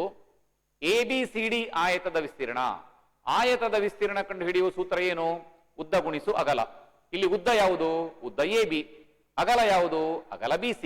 ಉದ್ದ ಗುಣಿಸು ಅಗಲ ಅಂದರೆ AB ಗುಣಿಸು BC ಮೈನಸ್ ಎರಡು ವೃತ್ತದ ವಿಸ್ತೀರ್ಣ. ನಮಗೆ ಸೂತ್ರ ಗೊತ್ತು, ಪೈ ಆರ್ ಸ್ಕ್ವೇರ್. ಎರಡು ವೃತ್ತ ಇದೆ, ಆದ್ದರಿಂದ 2 ಪೈ ಆರ್ ಸ್ಕ್ವೇರ್. AB ಗುಣಿಸು BC minus 2 pi r square. AB ಯ ಬೆಲೆ 28, BC ಯ ಉದ್ದ 14. AB ಗುಣಿಸು BC ಅಂದ್ರೆ 28 ಗುಣಿಸು 14 ಗುಣಿಸಿದರೆ 392 ಆಗ್ತದೆ. ಮೈನಸ್ 2 ಗುಣಿಸು ಪೈ ಬೆಲೆ 7ನೇ 22. ಆರ್ ವರ್ಗ ಅಂದ್ರೆ 7ರ ವರ್ಗ ಅಂದ್ರೆ 7 ಗುಣಿಸು 7. ಅದರಲ್ಲಿ ಒಂದು 7 ನಾವು ಛೇದದೊಂದಿಗೆ ಕ್ಯಾನ್ಸಲ್ ಮಾಡಬಹುದು.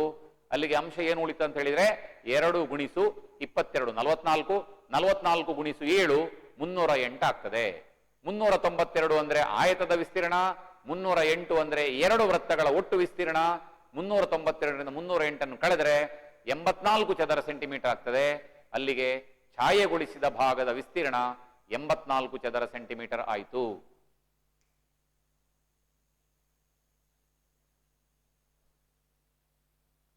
ವಿದ್ಯಾರ್ಥಿಗಳೇ, 2019-20ನೇ ಸಾಲಿನ ಕರ್ನಾಟಕ ಪ್ರೌಢ ಶಿಕ್ಷಣ ಪರೀಕ್ಷಾ ಮಂಡಳಿಯವರು ಮಾಡಿರುವಂತಹ ಪೂರ್ವ ಸಿದ್ಧತಾ ಪರೀಕ್ಷೆಯ 2 ಅಂಕದ ಪ್ರಶ್ನೆಗಳನ್ನು, 1 ಅಂಕದ ಮತ್ತು 2 ಅಂಕದ ಪ್ರಶ್ನೆ ನಾನು ಮುಗಿಸಿಕೊಟ್ಟಿದ್ದೇವೆ. ಉಳಿದ ಪ್ರಶ್ನೆಗಳನ್ನು ನಿಮಗೆ ಮುಂದಿನ ತರಗತಿಯಲ್ಲಿ ನಾನು ಮಾಡಿ ತೋರಿಸ್ತೇನೆ. ಅಲ್ಲಿಯವರೆಗೆ ವಿರಾಮ. Thank you very much. Wish you all the best. ನಿಮಗೆ ಪರೀಕ್ಷೆಗೆ ಶುಭವನ್ನು ಹಾರೈಸ್ತಾ ಇದ್ದೇನೆ. Thank you very much.